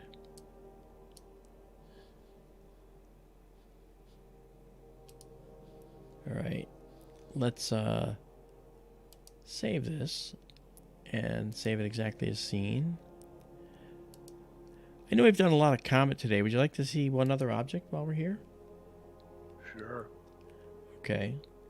We'll come back to the Comet. We have its coordinates. The coordinates are changing all the time, obviously. Every second there's new coordinates for the Comet because it's moving so fast. But like I said, it's going to take a couple of weeks for it to get up and high enough where you'll see it by Mars. Okay. Lubo in China, can we follow you on Discord? I don't have a Discord server. Maybe I need one. I don't have a Discord. I have Twitter, Instagram, Facebook. We have a Facebook group called SkyTour LiveStream where you can go and talk with us and converse. And if you go to our site, which I want to show you real quick while you guys are here and waiting for this next object. Okay, this is our portal, right? So this is skytourlive.org, right? At home brings you here. This is the Horsehead and flame that we shot. That's like a 30-second shot. SkyTour Livestream is this stream you're watching. STLS or SkyTour Livestream Patreon page is here. You can contact us. You can actually go check out SkyTour Radio, our Sunday night radio show from 6 to 8 Eastern Time on KGRA radio. We also do it as it's a multimedia, so you see our faces and everything. If you scroll down, you can get cool pictures. You go to our online database, and here's actually how you do it. It tells you what to do. And if you want photographic prints, you can go get prints of any of these things on canvas, on metal, and all kinds of things. We have a gallery for you to go check out some of our cool shots. And again, these are just some of the beautiful shots we do. There's the observatory I showed you earlier. All right. And this is a little bit about what we do. Okay. And we are Facebook, Instagram, Twitter, and YouTube. So we are all over the place, and you can find us. So that said, this is our location, and it's all free. Unless you want to join the Patreon, it's all free. All right. Now for the Patreon, in case you want to, we have a $5 a month, we have a $10 a month, a $100 a month, and we have a $200 a month. So we actually have a few patrons now, but we're actually getting more. We're making our way around there, so it's getting better. All right. So that said, we shall go back now and check out the next object while waiting, and we'll come back to the comet. So one thing I'll do, actually, first thing I'll do is let me bring back the telescope. All right, come on, there we go. And let's now bring the comet into the view. Let's head westward. Francisco, the comet, hopefully we will keep watching it for at least the next couple of weeks when we have a chance. It's closest, therefore biggest and brightest tonight. It's going to be moving away from Earth after this and getting smaller and dimmer and farther away. We hope to watch it probably through maybe the first half of February. As Marc has said, it's going to come very close in the sky to the planet Mars on February 11th, and it's going to be in that neighborhood. It's going to pass through the Hyades in Taurus a few days later, at which time it's going to be probably getting pretty marginal. Yeah.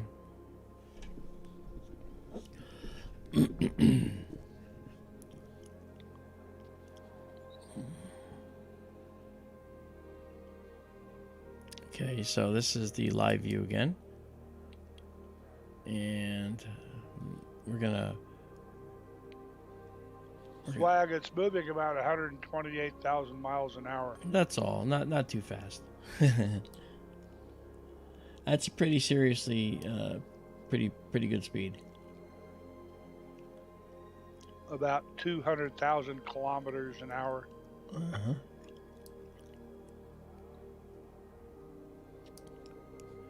Here, you know what's going to be fun to look at is, why don't we come down here and we'll check out the beautiful double cluster. All right, so we're just going to tell the telescope to head over to the double cluster. You watch the telescope in the building right there. Okay, it's going to start moving. There it goes. And it's going to head over to the double cluster. And we should see the double cluster appear right in our view. It's heading toward the northwest a little bit. And here it comes. There it is. What a beautiful cluster. This is gorgeous. We so enjoy bringing astronomy to you. It is just the most amazing science. I might have told you guys, maybe I didn't, but I was 9 years old when I knew I was going to be an astronomer. 9. It never changed. Okay, I lied. There was a period of time where I was going to go into oceanography because I felt that was like inner space and outer space. You know, here not so much, but either outer space or inner space, those are my bag. Those are the things that I thought were interesting. You know? Okay, now I'm going to do a focusing run. All right, I'm going to pull the camera out of focus. All right, like that. All right, and actually when you take the camera out of focus, one of the interesting things is you can see the star colors better. And that's one way that we use in astronomy to actually see star colors. Especially when you're teaching people about astronomy and star colors. Right, so now I'm doing a focusing run? I am. I just said that. Oh, okay. You didn't hear me. Okay. All right. So now I'm going to scan inward, and you'll see how the autofocus works. It's going to make a parabola, basically. It's going to be out of focus, and then go into focus, and then go back out of focus, and it's going to make a dipping graph. And it's going to calculate a line of best fit through that graph. And right where it's the lowest point, that's the best focus. And it's going to settle on that. And then I'll be able to click on a button called Best Focus, and it will return the focuser to that location. To make this do this, we actually had to install a focusing system on the telescope. Because when you buy these, they have manual focus knobs. So we had to actually take that knob off, put a motor on there, and have it go through a number of steps. We have about 100,000 steps of focus that we can go back and forth on to get very, very accurate focus. You can see our curve is starting to be built here. It's already starting to come up on the other side. And before long, you'll see a line probably appearing right about there. There it is. And that's our line of best focus. And it's going to be refined as we wait for just a few more samples from our focuser. So it went out of focus, into focus, and out. And we're going to bring it back in here in just a minute. There we are. So now hit best focus, and there it goes. It goes into focus, all the way across and out of focus, and then right back to the best focus location. And the stars are now pinpoints. Look at that. Isn't that beautiful? A company called JMI built one of the first robotic focusers. Wasn't that Jim's Moto Focus or something? Jim's Mobile Industry. Oh, they changed it. It wasn't that? It was always called Jim's Mobile Industry. Really? He was based here in Colorado. All right. And it got the name Jim's Mobile Industry because originally he was a mobile TV repairman. Oh, that's funny. And he came out with the RoboFocus, and then he started building big, expensive telescopes. He built a 40-inch telescope once. Wow. A lot of 18 inchers and all sorts of high-dollar accessories and stuff. Mm-hmm. And Jim, needless to say, didn't work on TVs anymore.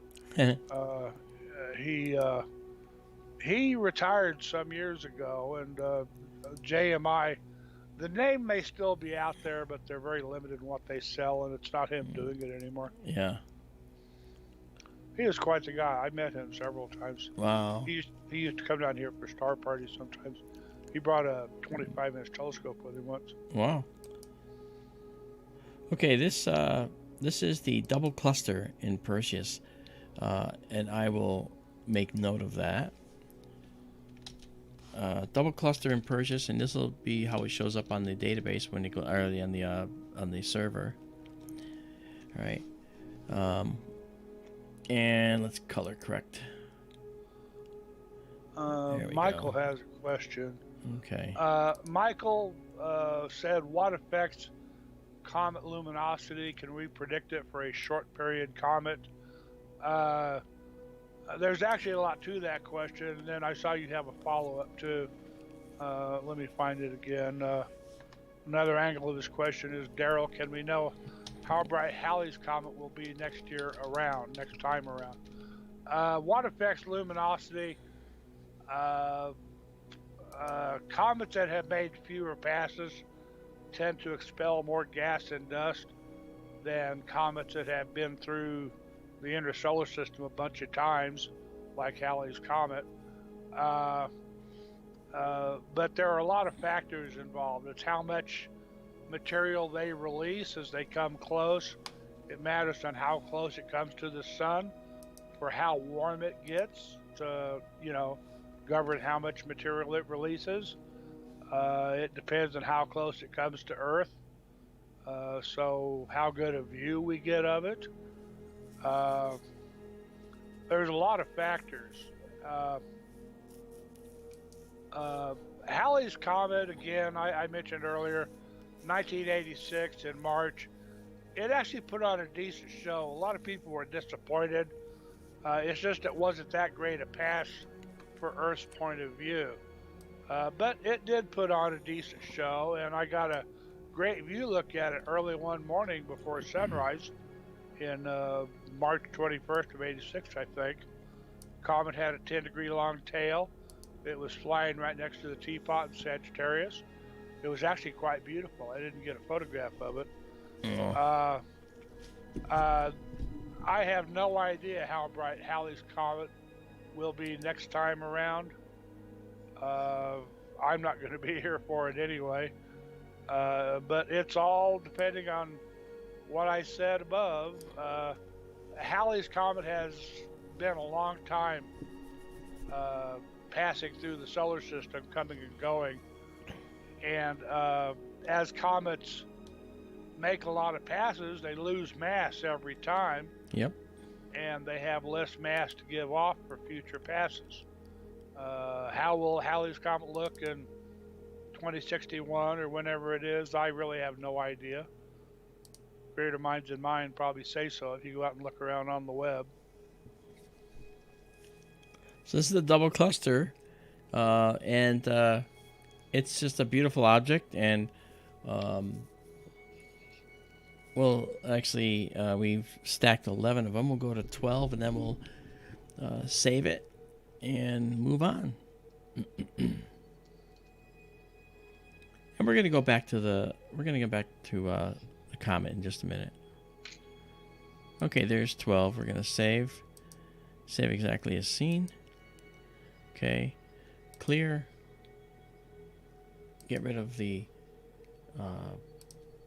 stack. Go to our 1 second mode and night vision. And now let's go back to our telescope program and let's check something else out.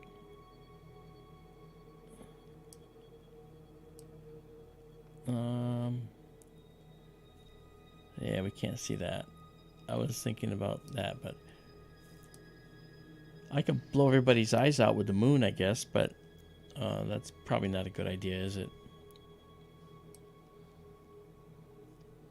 Michael Hedrick, you only have maybe 10 years to wait for the next Leonid shower. It may be a storm. It has about a 33-year period for storms. The last one was 2000, 2001. So here it's 2023 now. Maybe in 10 more years you'll get to see another Leonid storm. Yeah. All right. Good night, Terry Sharp. Oh, Terry, thank you for coming, and it was nice to see you. Nice to see all the new faces. Really enjoyed seeing you guys. Now, I think it's time to check out the Orion Nebula. And this will be a nice object to see. Here we go. Watch the telescope. It's going to swing right around. I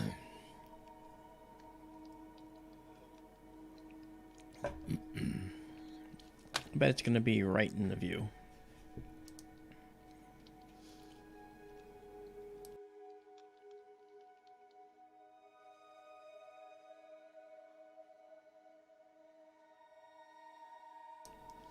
Now, even with the moon out, we're going to be able to capture this looking really pretty. And we're going to do more than just this. Let's go down a bit and then head to the east a bit. And all right.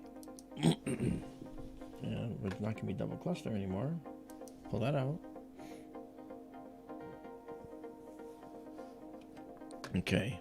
And down a little more.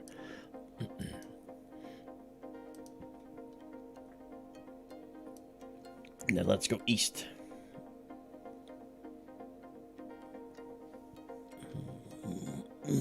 There we go.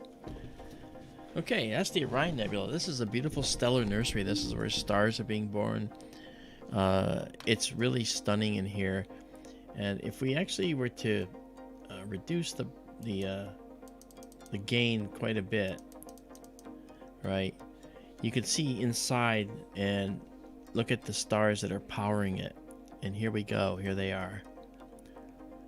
These 4 stars are called the trapezium, and they power this nebula along with some other stars in here. But they're the primary ones, and so they're actually adding a tremendous amount of brightness and lots of there's lots and lots of extensive star formation going on in there. There's a lot of stars in here known as protostars, T-Tauris, young hot stars, and we'll go to drop it to 250 gain instead of 300. But now I'm going to show you what happens when we do, say, a 45 second. I can do a 35 second exposure of this. All right, we're stacking now. I'm not stacking. We're guiding. Our guiding numbers are going well over there. telescope's pointing over there. And so here we go. And off we go. And as it goes to stack, we'll have our stack ready for receipt of the brand new stellar images.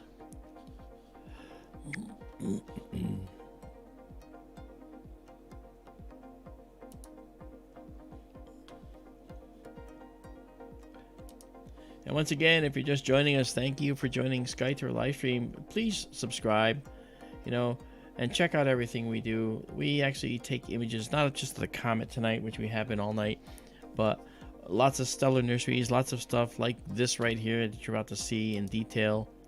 Okay, that's the Orion Nebula. Okay, and let's color correct it and a little better. All right, and see now, you see all this dust in here. That's what's interesting about the Orion Nebula, is there's so much dust, right? And if we actually start to look at the dust, you'll see there's an immense amount of dust here. Let's turn on an unsharp mask. Let's sharpen it up. Watch this. Okay, now you see all this detail up here, and it just gets more and more and more as we go on. Looks like a cosmic fireball, doesn't it? And it is very hot in there, but it's gas. It's very, very low density gas. In fact, I venture to say that if you were flying through that in a spacecraft, you might not even notice that it's there. You might even miss it. Legless Slick says I have that as a painting on my wall. That's so cool.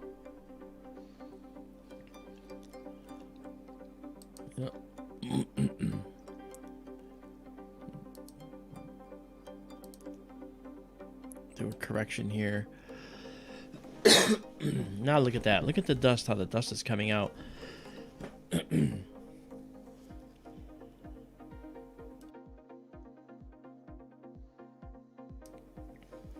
All right, and if we mess with this a little bit more, we can actually push more detail out of this. Watch this. Okay, push that right up there and push this right over here. Look at that contrast. And this is with the waxing gibbous moon. Okay, these things are this is very dim stuff, and we're able to see it because we're using a special filter. And let's do this. There you go. So space is black. Look at this little subtle feature over here. This little cloud. This cloud is at least 12 light years long. Maybe 10 light years long. That's incredible.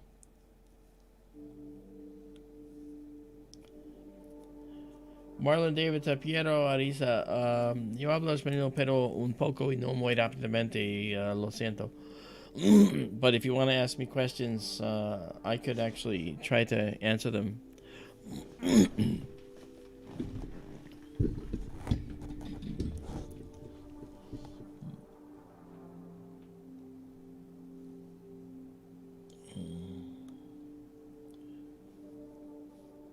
Krister Dew, how you doing, man? Wade Williams, thanks, man. Pablo, that's a beautiful nebula. It's really stunning, and we have a great deal of what's called dynamic or high definition or dynamic range, so we can actually move this down and go way down into the depths and look at all the different layers down in there. It's really bright in the center, so that gets overexposed, but we can sift through the layers and then move them forward and start to pull out all this additional detail. Look at that. And that's with, like I said, with a waxing gibbous moon. Not bad for a waxing gibbous moon. You'll notice the faint lines here. These are satellites that are in this region. And they may be geosynchronous satellites that are over the same spot on the Earth, but our telescope is rotating out from under the the satellites as it follows the stars.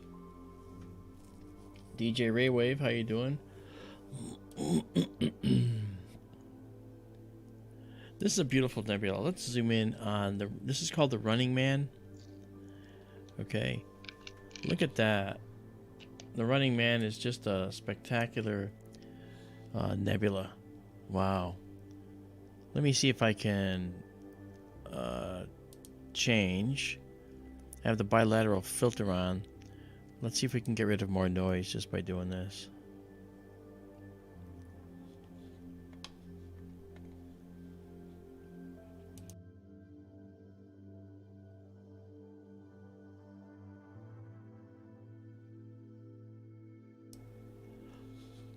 Okay, so our bilateral filter gives us this interesting stuff out here. Right, that's beautiful. As I said, we have a maintenance visit coming on. You know, going to be at the observatory Friday. They're going to go out there and they're going to clean the camera and clean some of the optics. I gave them instructions today, actually, about how to do that. So all these little dots you see, those are going to be gone. These are actually relatively new. I think we might have had a high wind situation out there, and that might have caused the problem.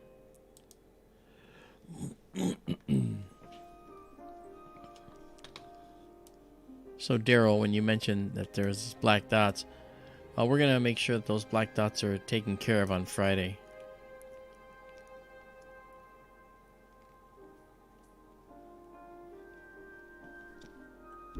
Okay, we're going to go to 12 objects, 12 here, and then we'll move on. Not bad, though, considering the wind. Let's turn off the bilateral filter, and you can see when you turn off the bilateral filter, much clearer. Look at that. Look at all that wispy structure.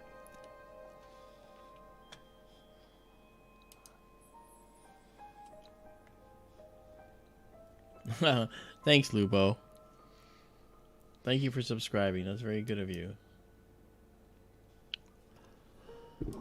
Did you hear what I said about the cleaning of the dots? Earlier, yeah. Yeah, no, you just mentioned it again. I wasn't sure if you heard. Oh, I'm sorry. I stepped away for a moment. That's all right. Now, see, what we do is we process them to the point where they're still as detailed as this last look, which was up here, okay? But there's no noise, so they look as smooth as down here, right? And that's really pretty. What a beautiful nebula. Yeah. And this is just the beginning. Whoa. Wait until I show you what's next. All right. And then we'll take a look at the comet one more time, too. But let's go over here. All right, so there it is. That's 13. We're gonna save this like that. Oops, I saved it over the double cluster one. My mistake. So what I will do is I will rename this Orion Nebula. If I learn how to spell, there we are. And now I will say nebula, is that? No, nebulas, huh? There we go. Now I'll save it again. Alright, and then save exactly as seen. Alright. Now what we do is we're going to come out of this, go back to our night vision mode. Look at that pretty image. Oh, man, really stunning. And this image will be waiting for you up in the server within about, I'd say, 20 seconds, 30 seconds. Again, SkyTourLive.org. You go there. It's all free. You know, if you want to join the Patreon, that's the only thing that's a subscription, and you get something for that, obviously. But your call. Okay. Now, let's head up here. I think you know where I'm going, Daryl. Naturally.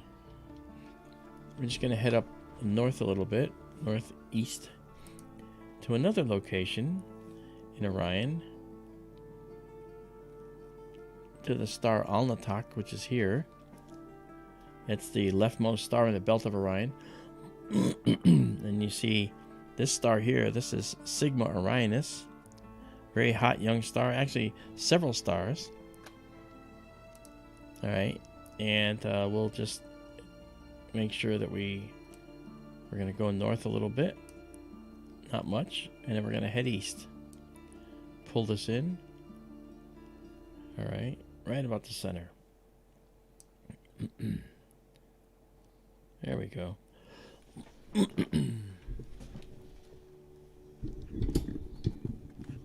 Are we done with the Comet for tonight? Nope. I'm going to do it one more time after I do this. And then we're going to, because I want to capture some motion. All right. So now, this location we're going to do for 40 seconds. All right. And we're going to go because it's actually really impressive. So that's our last shot. And that's waiting for you up in the server just like that. All right. And I'll clear it because it's not really gone. It's not really gone, Spock. And you will see it.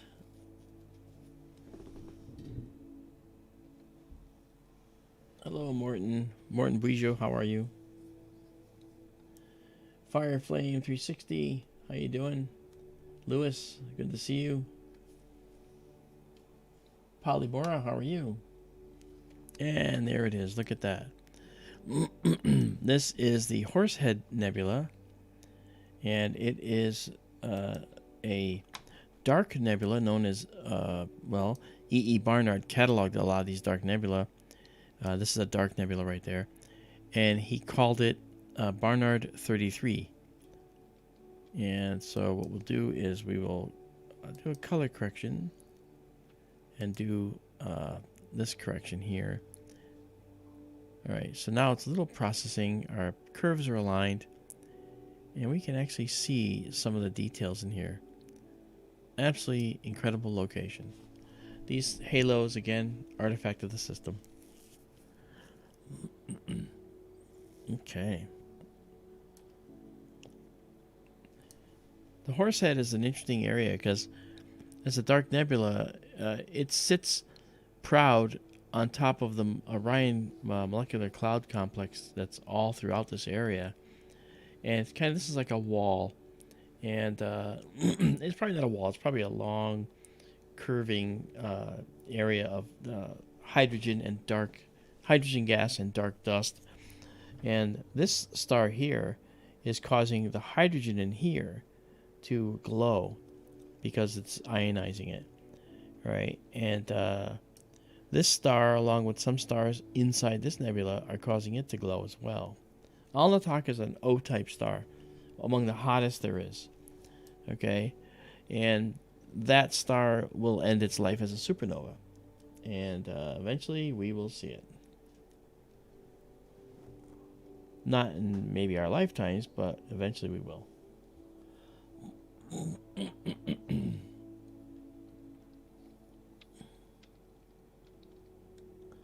Fireflame, I am so sorry to hear that. A loss of a pet is awful. I've been through that recently. It's no fun. We give them good lives, and we share the universe with them, a universe of our world. You know, and so I'm sure that you did the same. Isn't this beautiful? Gosh, that's stunning.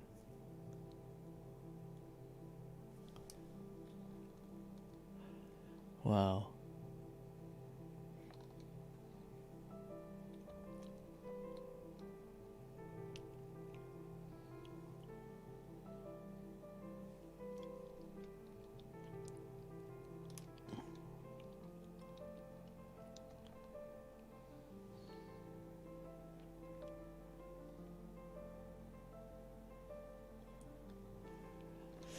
All right.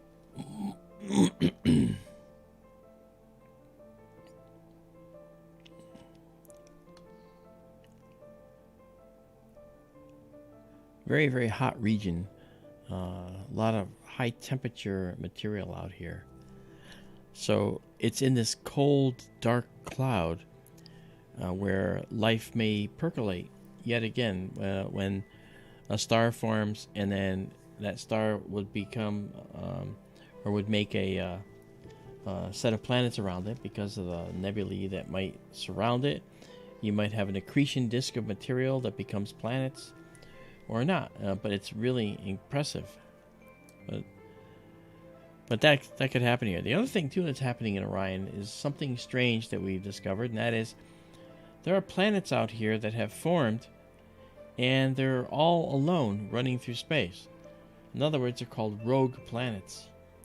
And in Orion, there's actually projected to be quite a number of them because of the gravitational interactions in these young forming star systems. Some of the planets probably have been ejected from the star systems.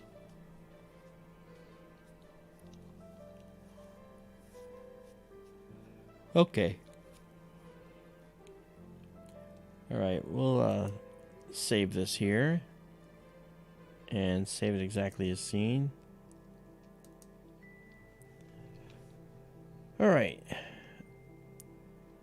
And now what I'd like to do is go back and check out the comet one more time.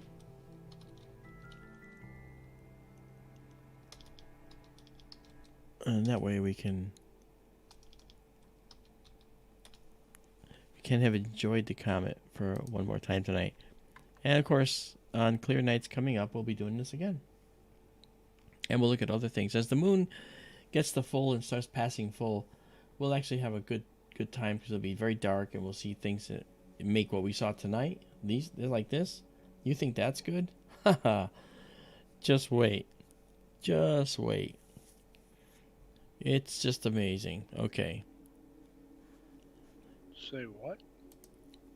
I said when the moon passes full and it starts to go away, oh, and we look at things like this, if you think this looks good, just wait.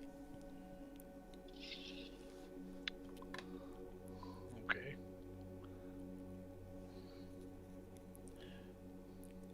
(6:840). Morton has a question of you. All right. Well, while I put in the coordinates, can you read it? Mark, where are you located? Oh, I'm in Connecticut in the northeastern United States. But the telescope is in Arizona. That's right. And we're running it from 2,500 miles away. And Drew has a question of you, Drew Monroe. Okay. Want me to read it? Yeah, please, because I'm just gonna get the coordinates input here. Mark, need to ask a two-part question. Learning more about multi-universes from the James Webb Telescope. How many universes do you think that are out there? Part 2 next. Okay. Part 2 question. And what joins each universe? And would a comet enter through more than one universe, or could it? Well, luckily, the answer to your questions are that we don't know. So it's not like I'm taking the easy way out. It's just that we just don't know. Are there more universes? It's possible. It seems to be that there's not enough mass to have made our universe.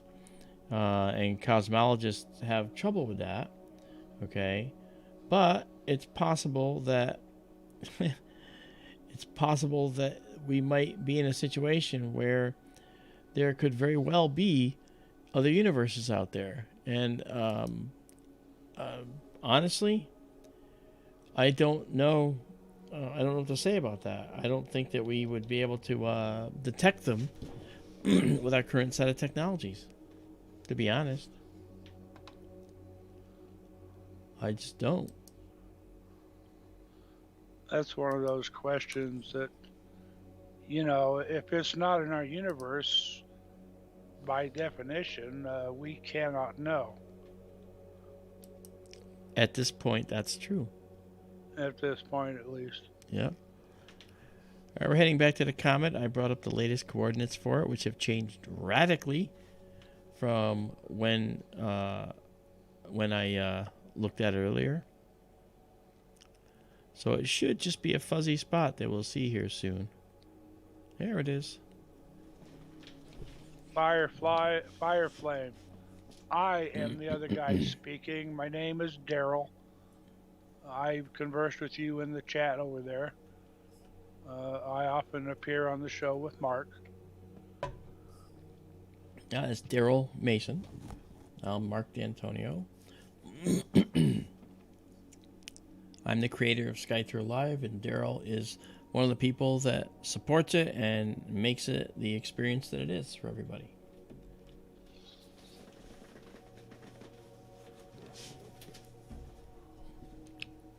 Okay.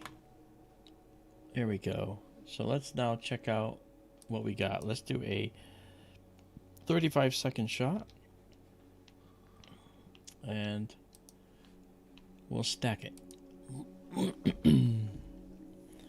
That's our last shot, and we'll clear it. And we're going to go up here and replace this with the Comet indications and the Comet name. Right. So we are now back to this guy right here. Throw that out there. Okay, pull that back. I'll put it out in just a second when it comes back.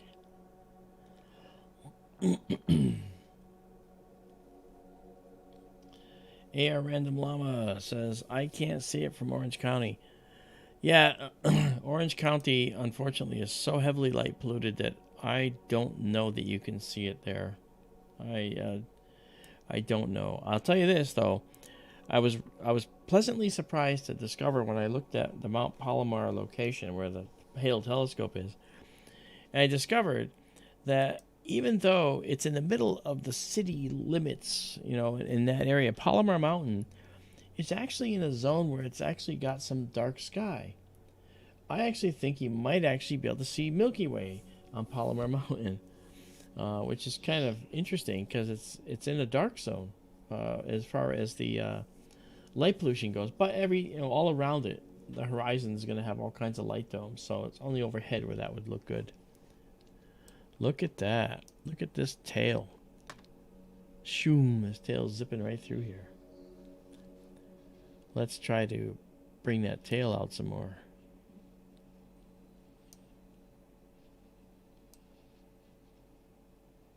Do some darkness in here.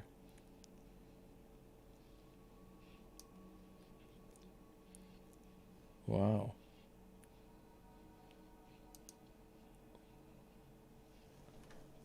That's pretty.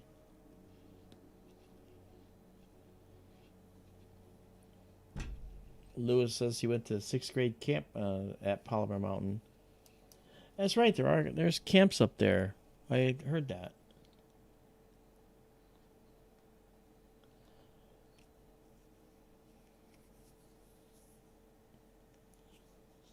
Yes, it still has a nice tail on it. I can't pronounce your name because I don't know what the letters are. Sorry.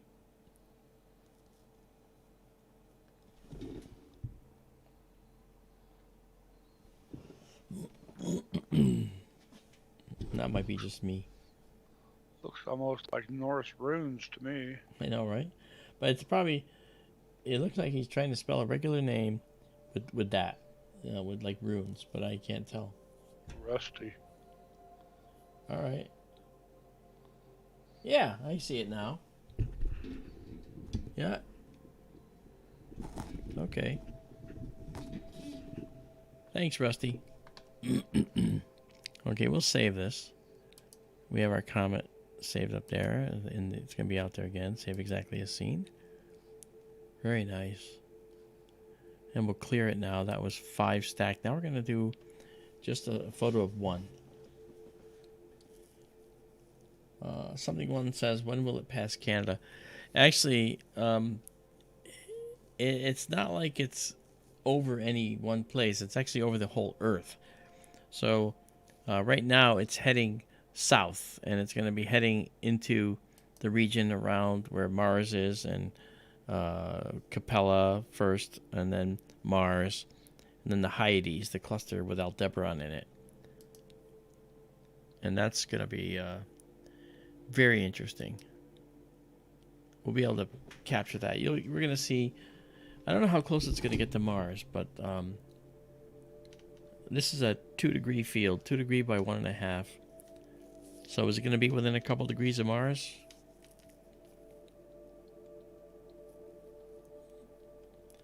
Hello, Lisa Martinez. How are you? Daryl, do you know if it's going to be within a couple degrees of Mars? When it's going to be close to Mars? Yeah, no, I know it's when, but is it going to be like within a couple degrees? Yes. Okay, so we will see it. We'll see Mars and the comet in the same field. Yes. Okay, that's cool. Melissa Pena, when will it completely pass the Earth? Well, it's actually kind of going by the Earth now. It's moving as fast as it's going to move through our sky right now. And so it's going to keep going around the same speed, maybe a little bit. It's going to possibly start to slow down a little bit as the gravity of the sun tugs on it just a bit. But it's got enough momentum, so it's going to keep on going and head way back out into the outer solar system again. It is moving about 129,000 miles an hour. That's pretty good. Pretty good clip. Yeah. And the reason we can see it like we do is because we actually have a telescope with filters on it that kind of remove much of the moonlight. But it still allows some of the moonlight in, so we're not getting the best view. But it's still a pretty darn good one. It's better than a lot of people getting the view right now, that's for sure. James Dugan says Mars will block the comet in Stellarium. From his location, at least. That would be kind of a fun photograph to take. Mars with a green halo around it. Wouldn't that be cool? If that was true, it'd be worth going down and stay with James Dugan for a week in Australia. Just to photograph it, wouldn't it?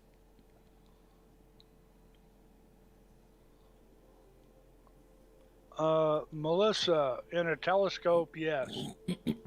She asked, would it still be visible once it completely passes Earth as it passes Mars? Through a telescope, yes. To the naked eye, probably not. We could capture it. Yeah. Now, keep in mind that comets, many times the coma, the area around the nucleus, is green. Again, molecules of carbon and cyanogen, which are carbon-based, carbon-carbon, and carbon-nitrogen. Those, when they're ionized, when the electrons go back in briefly, they lose energy, and the energy is green. The light is, they give off light, and it's green. All right. So most comets have a green halo around them. And by calling this the green comet, it implies that no other comets are green, when in fact Neowise was green, Comet Holmes was green, and we captured both of them moving through the sky. Neowise had a very long dust tail, and its orbit took it so its dust tail was vertical. And so right now it's going away from us, and this tail is sort of on the other side of the comet to us. So it looks kind of weird to us. We think it's like a really short tail, but it's not. That's an extremely long tail, but it's going into the page. You can't see it. It's going far in. Same with this tail here.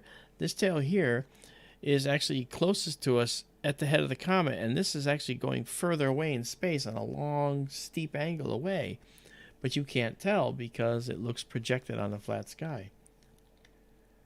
You know, and it's only if that's happening that this could be pointing directly at the sun. Okay. So you have to figure all that out, you know. Okay, we're going to clear this and go for another one.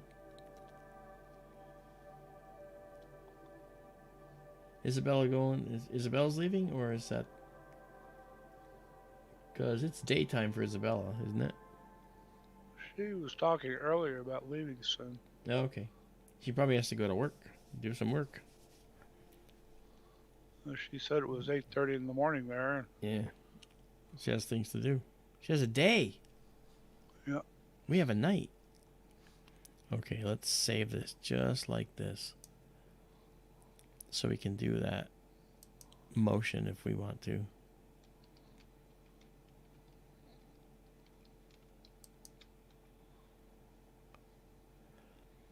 All right.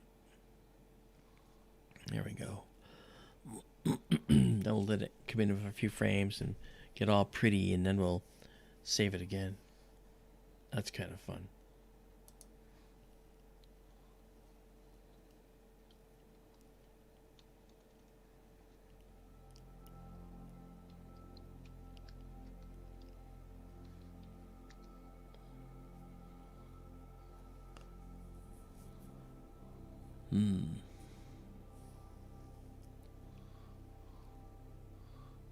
I'm going to be leaving soon myself, I think. Yeah, we'll be done here in a minute. Well, anyway, folks, keep looking for us. We will be doing another stream relatively soon. And the Comet, of course, is always very exciting. So I could always be coaxed into putting the Comet in the telescope. Okay, so we'll save it here. And save it exactly as seen.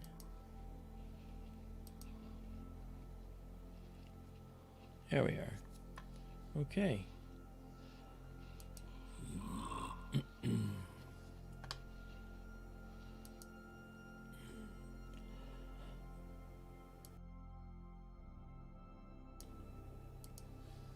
Okay. All right. Now we're going to do our 1 second shot here.